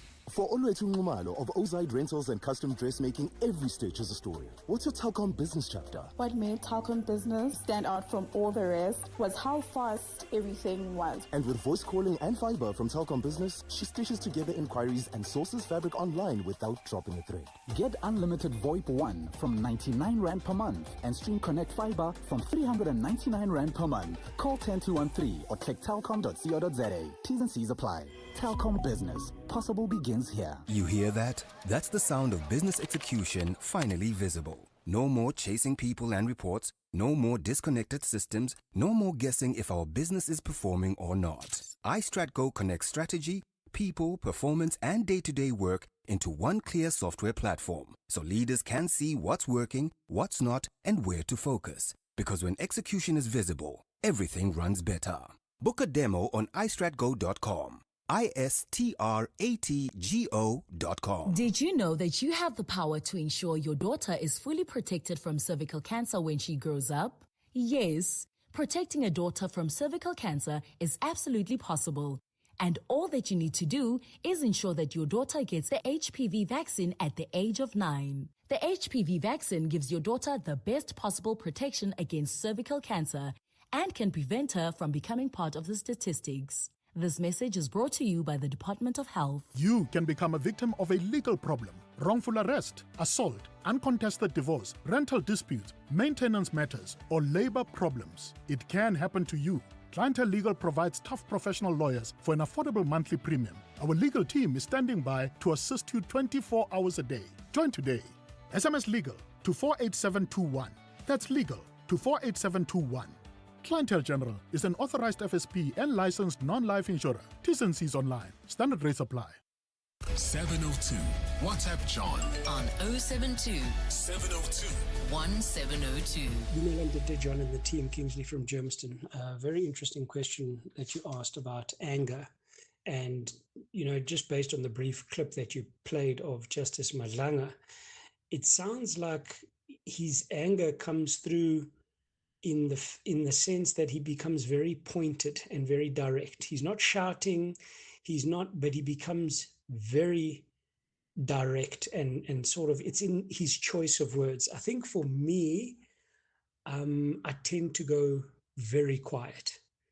And then there's a change, there's a marked change in atmosphere if my anger is directed at you. on the very rare occasion that I shout, I know that I've lost control. So I avoid shouting, but generally when I'm extremely angry, it will come out in silence. Yeah, I mean, everybody's saying that silent treatment and that sense of icy anger is much more difficult to deal with than somebody shouting. Very interesting indeed. Topic we'll continue to explore in other ways. My mind is spinning with some of the things people are saying, but thank you for that. 17 minutes now to 6 o'clock. Time to do more sport. EWN Sport. And to do it as we always do with Tola Kele. Hi. Hi, John. And Cedric Kaze believes that a top 3 finish in the Betway Premiership would count as a success for Kaizer Chiefs. That's amid a frustrating season. There'll be no new silverware added to their trophy cabinet after turbulent 7 months, which saw them part ways with Nasruddin Nabi just a month into the campaign, while they crashed out of the CAF Confed Cup in the group stages and fell at the first hurdle of the Nedbank Cup. They return to league action on Sunday against Durban City, looking to end their 3-game losing streak. There is still 12 games to play and a lot of things to play for. Today we are in 6th position. The one who is in 3rd is 3 points ahead of us. We have 2 games in hand. I'm not saying that we're going to win both 2 games, but we're going to try everything we do. And me as coach, if this team finishes top 3 at the end of the season, I can even leave and I will say that I have accomplished what no one has accomplished in the last 10 years. Adeslam Wadu has called for a do-or-die mentality from his Orlando Pirates players if they're to end Mamelodi Sundowns' 7-year championship reign. The Buccaneers recorded their 15th win in 20 matches last night after beating Richards Bay 2-0 to return to the summit of the league table. Only a solitary goal separates Pirates and Sundowns at the top, with 10 league games remaining. You need to mix this hunger, but with some experience, some guys that they lived this context, they lived this moment, and they know sometimes how to slow down the game. They can communicate with the young players. I'm happy because some of them are coming back. I speak about Lipizzo and Boule. Maybe I forget some names, but they will be very, very important. At the Players' Championship, Maverick McNeely and Tommy Fleetwood are the early leaders on 4 under par, while world number 4 Colin Morikawa will play no further part, having withdrawn from the tournament with a back injury. The 2-time major winner had only played 1 hole in his opening round when he took a full-speed practice swing on the 11th tee and backed off. I've been really, really good with the body so far throughout the fall, and it's been a little while, and it's frustrating because I don't know what caused it. Maybe something wasn't activated enough or what, but I went through all the warm-ups, felt fine, and it's awful. I feel terrible. And Ferrari will run its flip-flop rear wing during Friday's practice for this weekend's Chinese Grand Prix as the sport's most successful team hunts down Mercedes at the front of the pack. The rotating rear wing completely flips upside down instead of simply switching from an angle to a flat position and has been nicknamed the Macarena wing. It wasn't supposed to be introduced until later in the year, but it's been brought forward as the Italian team worked overtime to upgrade their car ahead of the second race of the season. Tolagile Mganga, Eyewitness News Sport. EWN Traffic. Focus of traffic very much on Ilovo Rosebank. Rabo Charlie with the explanation and the details. Yeah, I'm afraid at this hour, traffic a total nightmare in the Ilovo Rosebank area. Several roads are restricted to traffic for a road race. Routes affected include Caller Drive, Glenove Road, as well as FO Oaklands. At this stage, expect more than an hour delay in the area, so avoid Ilovo Rosebank if you can, or exercise patient if you are stuck in the traffic. In the Joburg CBD, there's traffic pressure on the M1 southbound from Killarney Bends to the double-decker section. Midrand, bumper-to-bumper traffic on the N1 northbound from Allendale to Samrand. In the Edenville area, heading towards Bedfordview, there's traffic issues. We've received a voice note detailing the situation there. Just an update on the N12 towards Gululis. Car got actually burnt out on the side of the road. Traffic is moving now, but massive standstill at the moment. Thanks for that heads up. You can keep them coming. WhatsApp us on 072-702-1702. Still in Ekurhuleni. Benoni traffic heavily backed up heading towards Davidton on the N12 eastbound from Atlas Road to Kingsway Road, Boksburg. We have those roadworks causing about a 20-minute delay heading towards Brakpan on the N17 eastbound from Osborne to Carnival City. For the latest traffic updates, you can also follow us on X at EWN Traffic. There's more EWN on air, online, and on the EWN app. Stay with 702 Afternoon Drive with John Perlman. Brought to you by Telkom Business. Possible begins here. You're with John Perlman on 702. So we were talking about some song ideas that we might use for today, and somebody came up with a very simple idea and said, what about songs that include the words I am? And if you want to just slide them in together, I'm. And I thought, are there a lot of songs that have I'm a? Or any kind of version of that. And in fact, there are lots and lots, including some that I really, really like. I couldn't really easily pick which one I would play, but simple question, songs that have I'm a, or I am, or whatever version of that you want. Find that in the title, not in the lyrics, because you'll find it in many, many lyrics. Not so many in the title, but there are plenty to choose from. So put your mind to it, give it a stretch, and when you come back to us, say, I'm going to recommend this particular song. This one is from 1967. It was a feature of the movie Shrek. It's been covered, but nothing beat the original by the Monkees.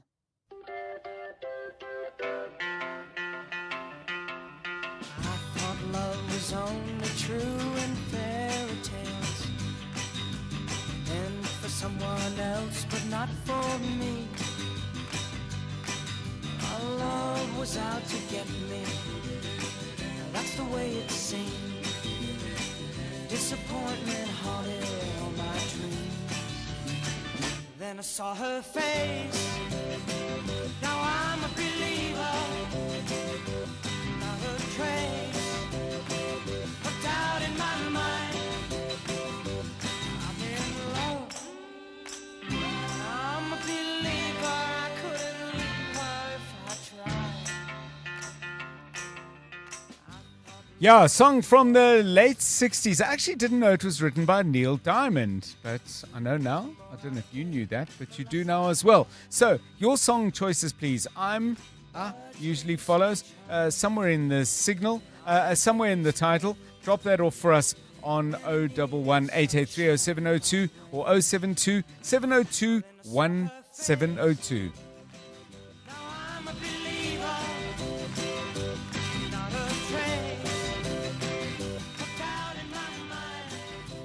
The Midday Report. Weekdays, 12 to 1. Deputy Minister of Defence, General Bantu Holomisa, the legal basis of the deployment of the SANDF, was it formally authorized? The Speaker of Parliament was informed by the President in writing, so I'll leave it there. It's her office which can answer that question. Next.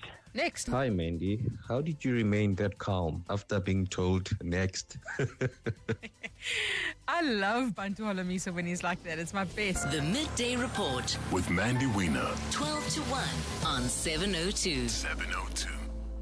Stop and think. Will you survive the AI revolution or thrive? Regenesis students are thriving. 11 cutting-edge schools, 111 countries. World-class team of 1,111 with one mission: awakening your potential. Choose from law, business, technology, AI, health, economics, entrepreneurship, public management, skills academy, and digital Regenesis. Undergraduate, postgraduate, upskilling, customized corporate programs. The question isn't, can you afford to enroll? It's, can you afford not to? Enroll now. Regenesis.net. Achieve your dreams. Let's hear from Chantal and Mel, owners of Jelly Body and Nail Studio, why it pays to switch to Outsurance Business Insurance. We were with our previous insurer for about 4 years, and when we decided to switch, it was actually a flawless process. It definitely pays to switch. for beauty salons, convenience stores, and all other businesses. Get a quote today and see why it pays to switch to Outsurance Business Insurance. Visit outsurance.co.za or call 08600 60,000 today. Licensed insurer and FSP. TCs and information online. Africa Milani. Weekday mornings, 4 to 6. It is a little bit unfair for me to look for a return flight leaving Cape Town today, returning tomorrow, because already that price will be slightly hiked up. These prices are generally going to be as minimum as possible. This disruption, it is really out of their hands, and one should really be considerate of how much they make per ticket. I mean, they're making small amount on the ticket as compared to the Airlink, which is a premium service. Putejo Mochapele is an aviation expert. Africa Milani. 4 to 6 on 702. 702 Drive with John Perlman was proudly brought to you by Telkom Business. Possible begins here. You're with John Perlman on 702. Let's walk the talk. Song suggestions with I Am in the title. Tom says, Paul Simon, I Am a Rock. I think there was Simon and Garfunkel together. That was a good song. Ria, I Am, I Said. Neil Diamond coming up again.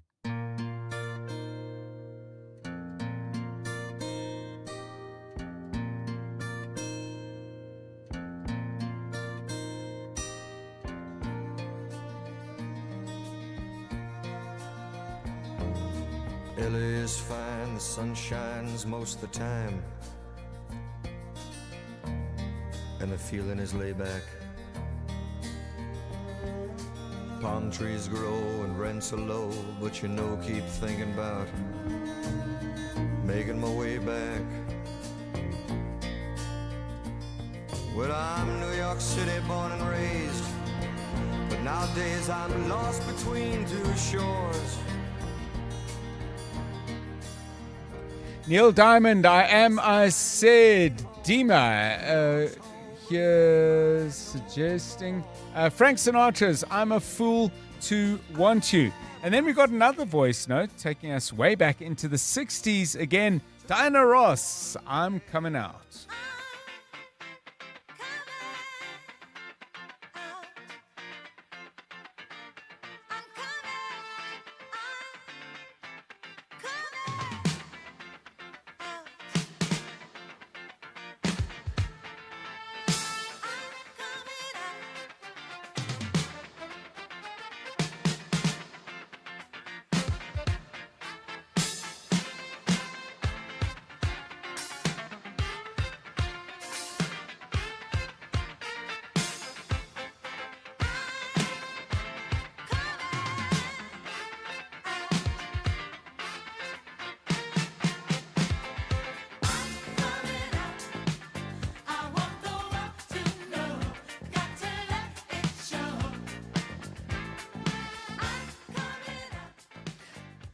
Diana Ross.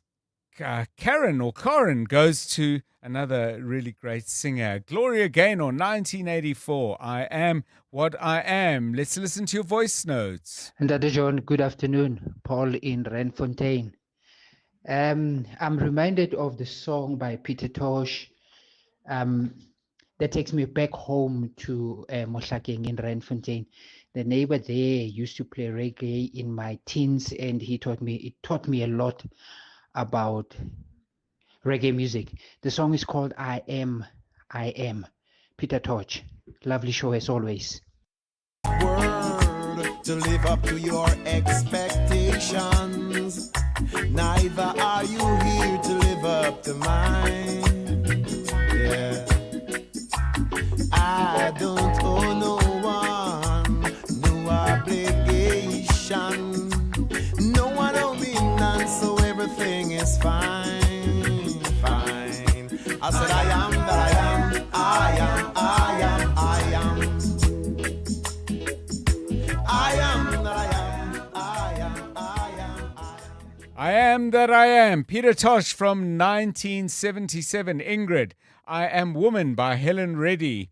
And interesting how many of these songs are the sort of powerful message ones are by women singers. And Kamogelo adds to the list, I Am a Superwoman by Alicia Keys. Rather different from Ria, I Am Sailing by Rod Stewart. Hey John, I like I Am Still Standing by Elton John, I think it is. Thank you, bye.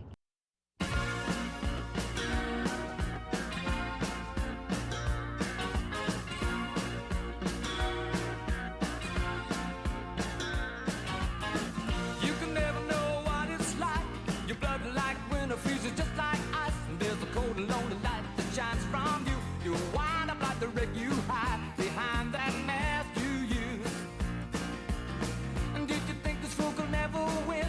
Well, look at me, I'm coming back again. I got a taste of love in a simple way. And if you need to know while I'm still standing, you just fade away. Don't you know I'm still standing better than I ever did? Looking like a true survivor. Elton John, I'm Still Standing. Yeah, so many tracks that people are suggesting we're not going to have time to play all of them, but here's another voice note. Hi, John. It's Senzela from Jamestown. Mine is Alu Black. I'm the man.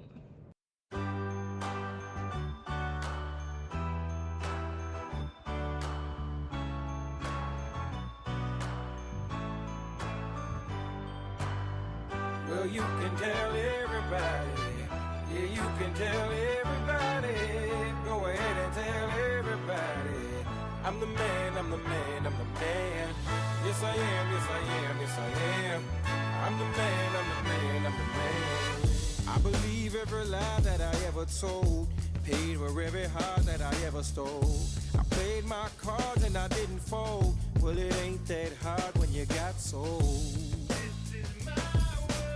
Somewhere I heard that life is a test. I've been through the worst, but I still give my best. God made my mold different from the rest. Then he broke that mold, so I know I'm blessed. Yeah, nice one. Aloe Black, I'm the man. Time for one more song, I think. We got this suggestion coming in as well. Here's Nelly Furtado.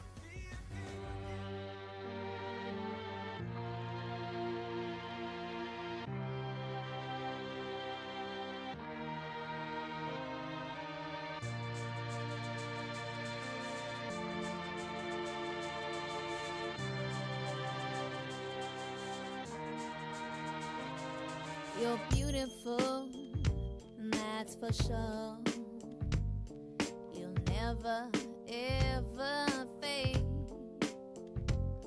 You're lovely, but it's not for sure. I won't ever change. Yeah, I'm not like a bird, but I do have to fly away, I'm afraid. It's coming up for 6 o'clock.